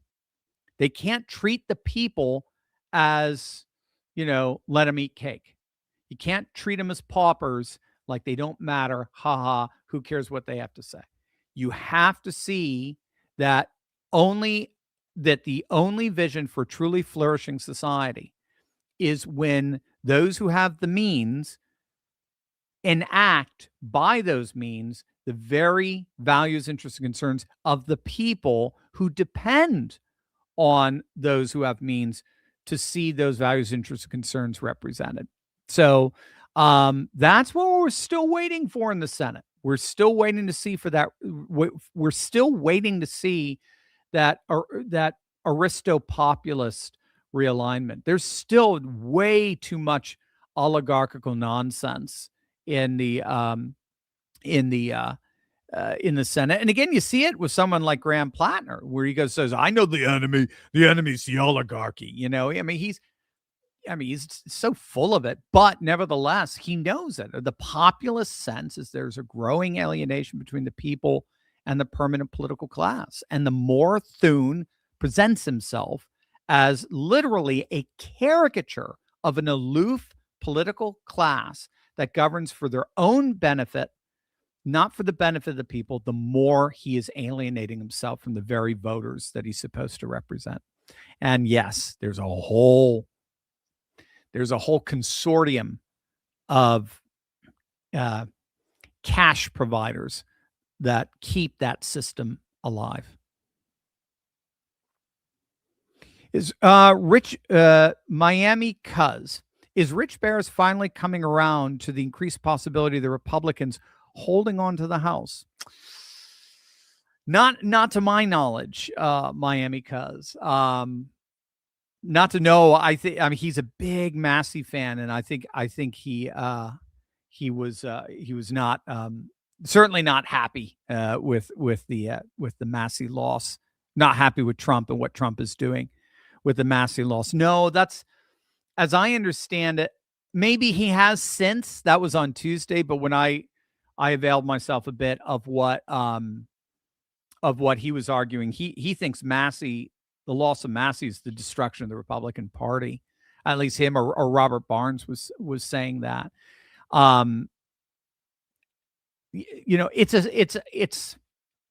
It's a sophisticated argument. And it's all based on primarily, not all, but it's primarily based on polling, and it's primarily based, as I understand it, on his polling. So, I mean, for me, it's not the strongest argument, but the argument is the only way the Republicans win is if the Trump coalition translates into a GOP coalition, right? So Trump does not, the Republicans do not have a coalition. Trump has the coalition. And the only way the Republicans can win is if somehow that Trumpian coalition translates over into a Republican coalition. Okay. So that's the first point of the argument. I don't know if that's necessarily true anymore, by the way, right? So let me divide it out. I don't think that's necessarily true. Not with redistricting, not with the voter registration advantage, not with the money advantage. I don't think that's true. Not that money can necessarily buy things, but the first thing people said when Trump knocked out Tom Massie, yeah, well, they had to spend $35 million to do it. Oh, well, which is it? John Cornyn spent $100 million to save his seat. It didn't work. So, but money does help. Money does help. You definitely, if you don't have money, you're in trouble, right? So I don't think in today's politics and the way it's getting restructured that the coalition is as important per se, but I may be wrong. But that's the first premise. Second premise, as I understand it, is that Trump has destroyed his coalition by bombing Iran, and then by doing this whole originally back in June of 2025, and then the whole war that's been going on since February 28th. That's it. That shattered the coalition.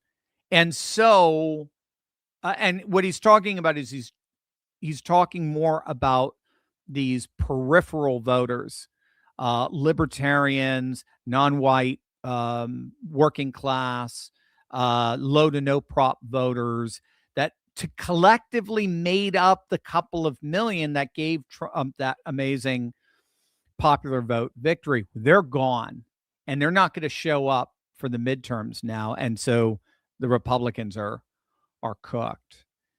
That's basically the argument, as I understand it. And I not only do I find problematic the first premise, the Republicans have won without a Trump coalition. It's called 2022. They barely won, but they still won. So they don't need the Trump coalition to win.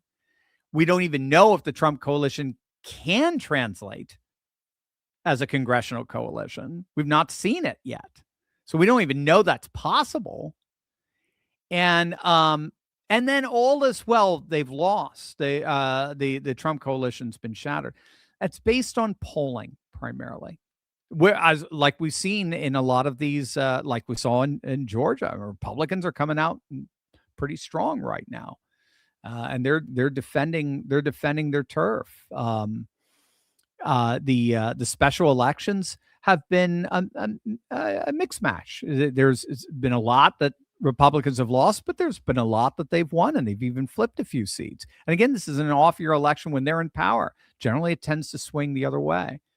So I think my big problem with this, when all said and done, is it seems to be primarily based on polling, and very particular polling, Rich's own polling.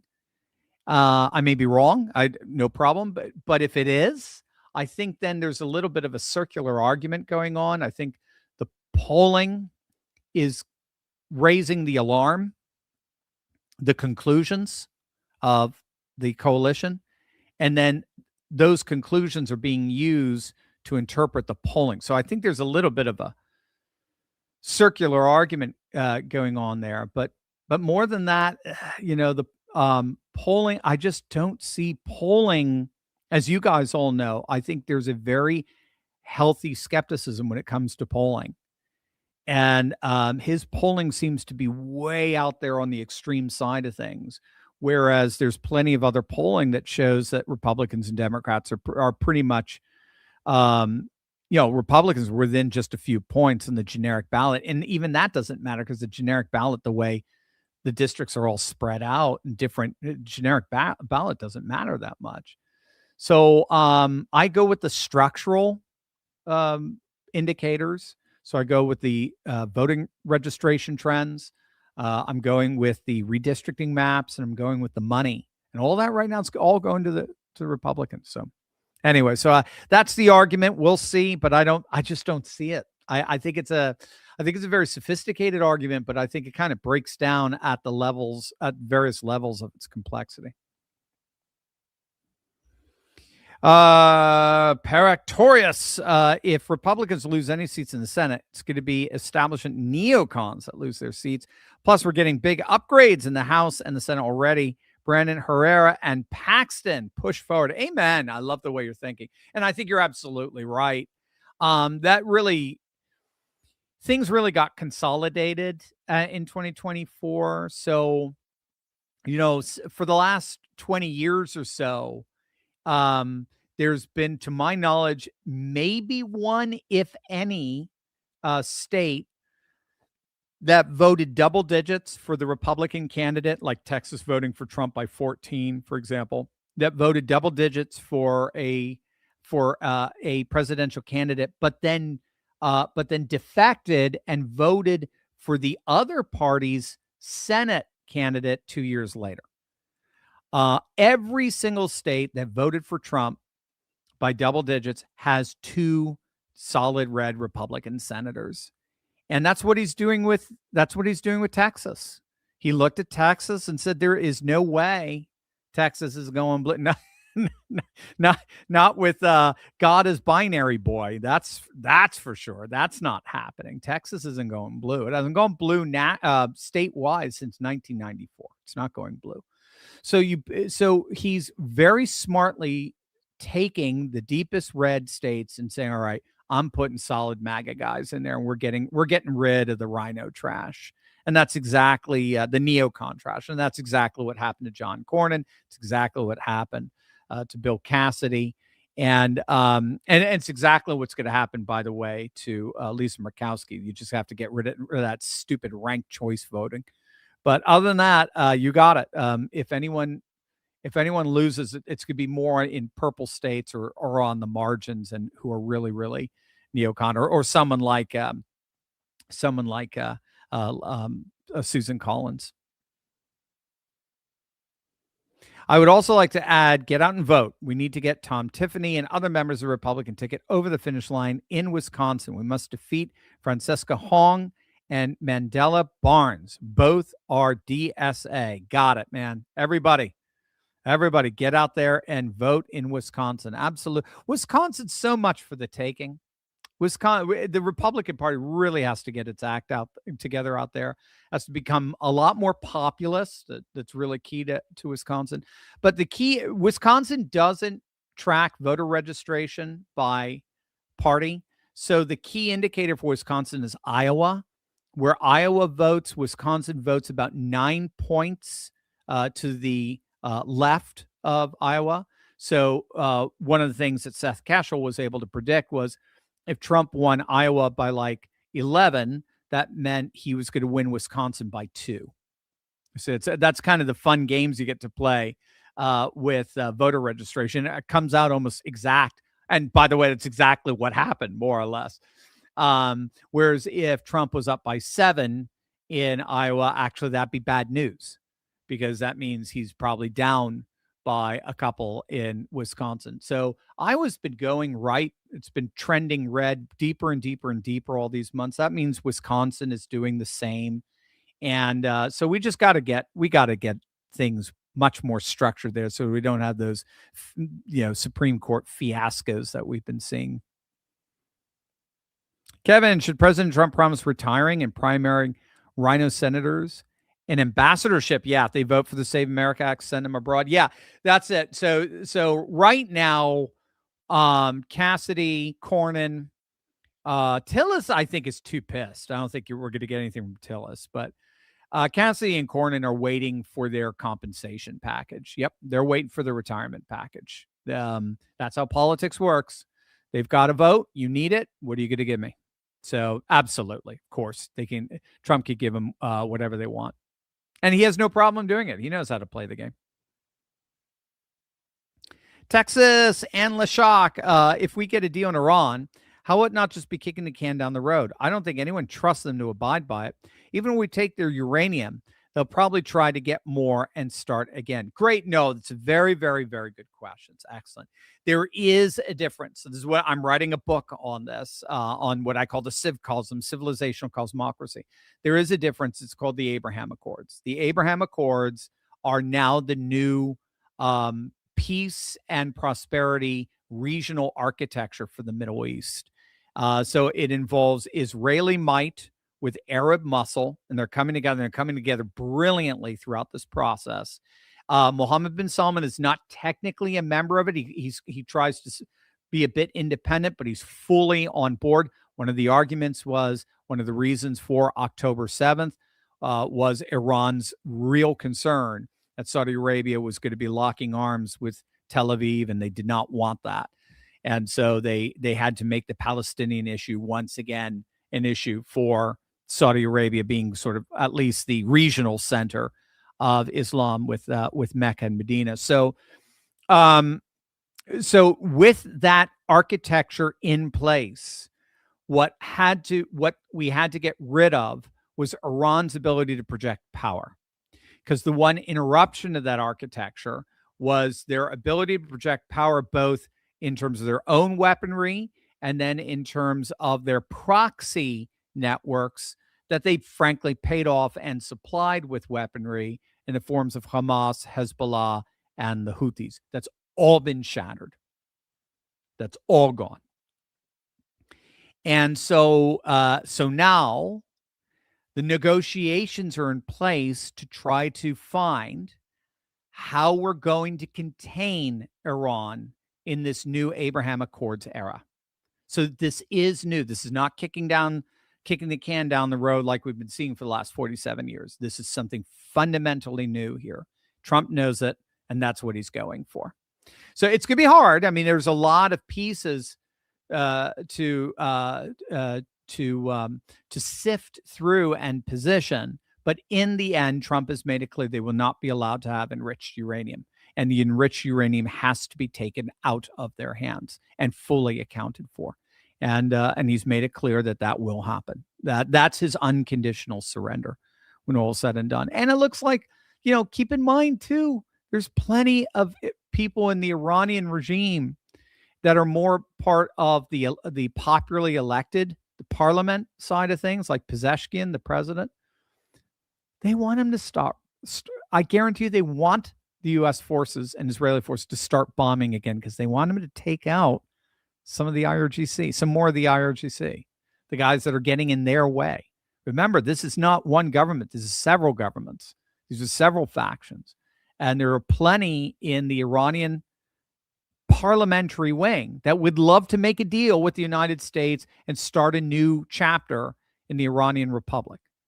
But they got the IRGC hardliners threatening them that if they do that, then they're treasonous, they're traitors, and they'll be hanged. All right. So, they wouldn't mind a couple of more sorties of bombing. So we'll have to see what happens, but it won't be the same. Jim, Massie and AIPAC controls our Congress. Each congressperson has their AIPAC handler on speed dial and check with them before important votes.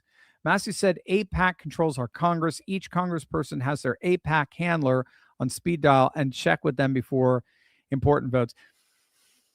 Yeah. I mean, is that, I mean, are you making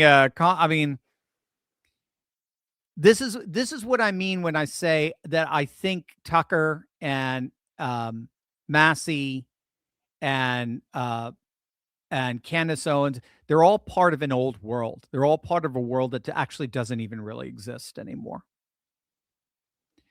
The old days of the Jewish lobby, and they were very real and they were very powerful. So John Mearsheimer's written about it and was a big critic of it.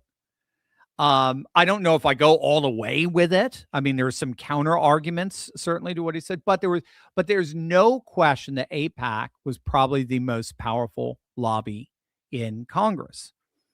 And for decades, siding with AIPAC meant siding against the Arab Gulf countries. And that was the tension in Middle Eastern geopolitics.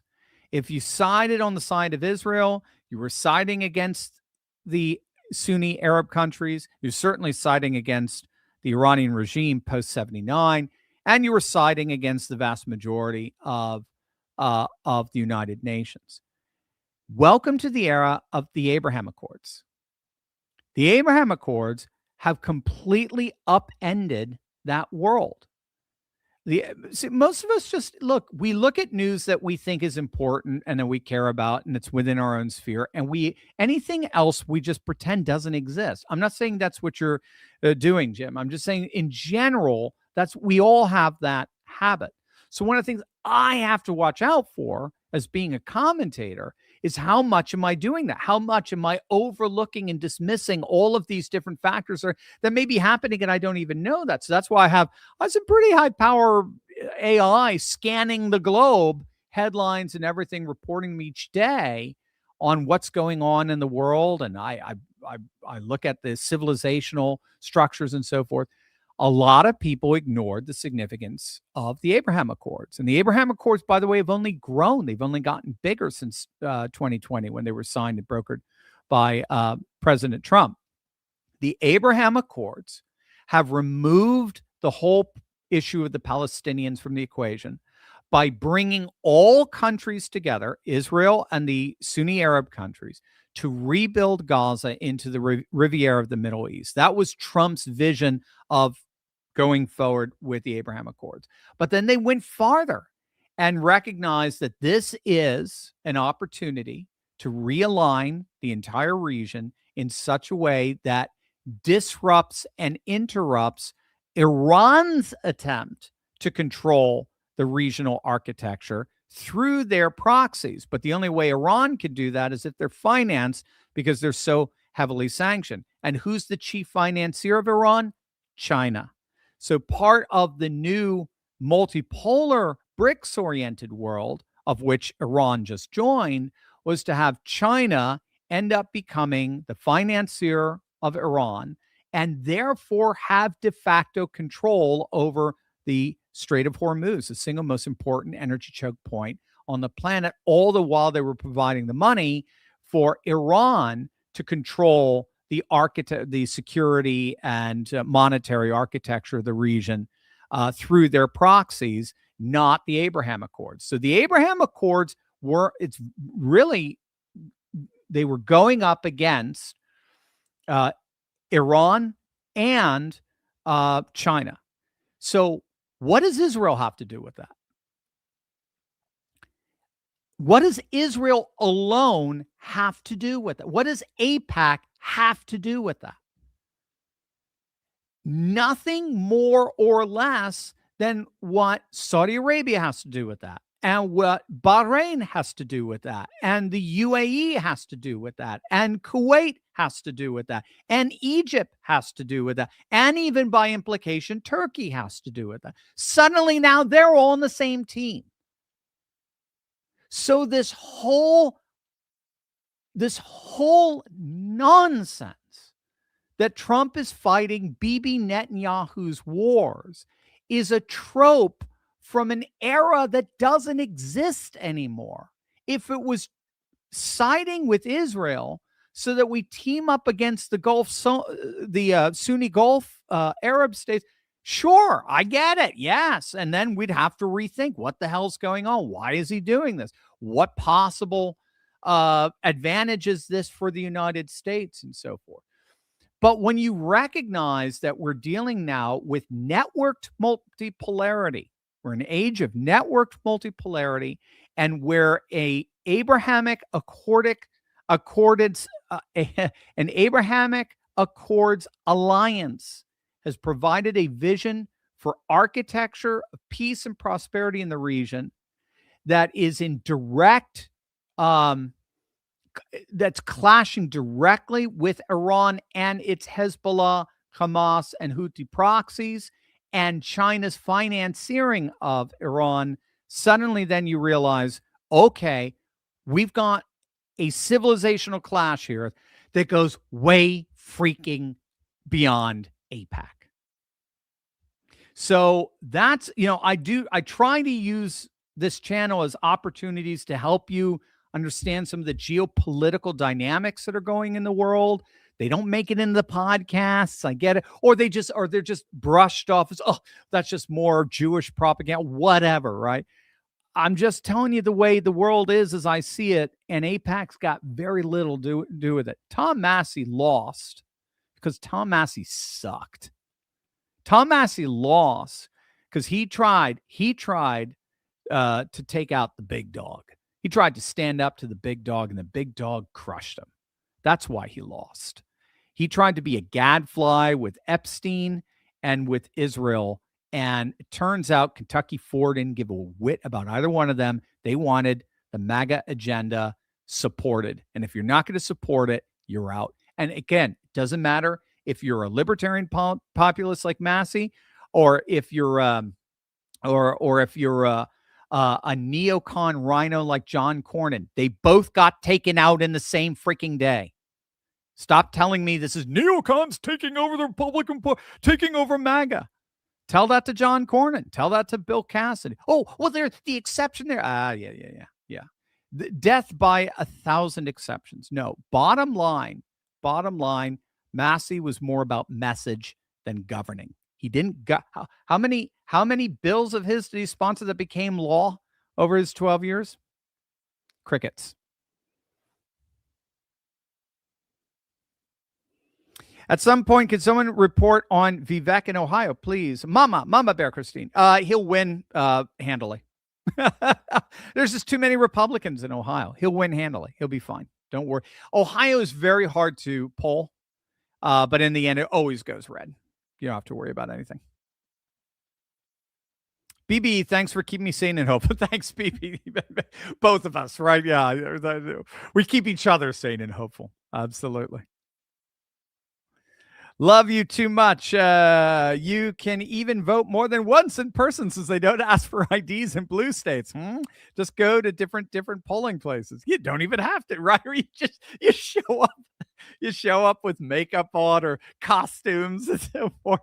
No, I haven't been here yet today. Yeah, no, it'd be so funny. It's so ridiculous. You have to meme it. Yeah, you have to play off the insanity of it.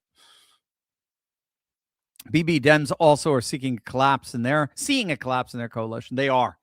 Well, it was the Obama coalition, and the Obama coalition became the Trump coalition. So they lost their coalition. They don't have one. I think Biden was the first presidential candidate to win without any discernible coalition, and it crushed them in 2022 and 2024. Shy Magic, how about making the Senate decided by the states again versus popular? Yeah, but it's not going to happen. No, you're not getting. Good luck on that. Paratorius, breaking news. DNI director Tulsi has resigned. Oh my gosh. Her last day would be June 30th. She's resigned to support her husband in his fight with rate bond cancer. Oh my gosh. Oh wow. Okay. I did hear some rumors that she might get replaced. I think they were very upset with her and her what's his name? Matt, why am I forgetting? Joe Walsh, not Matt Walsh.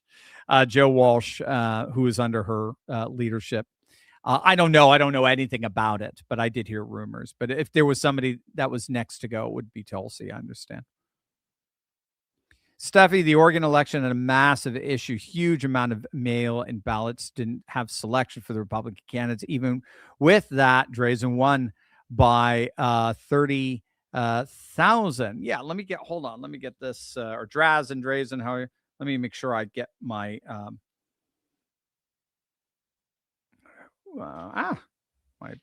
okay. Well, yeah, so I was, I got a great computer here, but it goes to sleep. I know when it's on battery, and I know I have to just readjust it, but it literally goes to sleep. I have to wake this thing up and it has to reboot and so forth. Oregon's a mess because it's a blue state, and it's going to take a long time for Oregon to get back into the swing of things. But like you said, it is trending red, and that's a good thing. And just keep it up. You know, you've got your Greater Idaho movement going on with the 13 counties saying we don't want to be a part of this anymore. Again, it's just momentum. It's getting people engaged and active. And then let me get your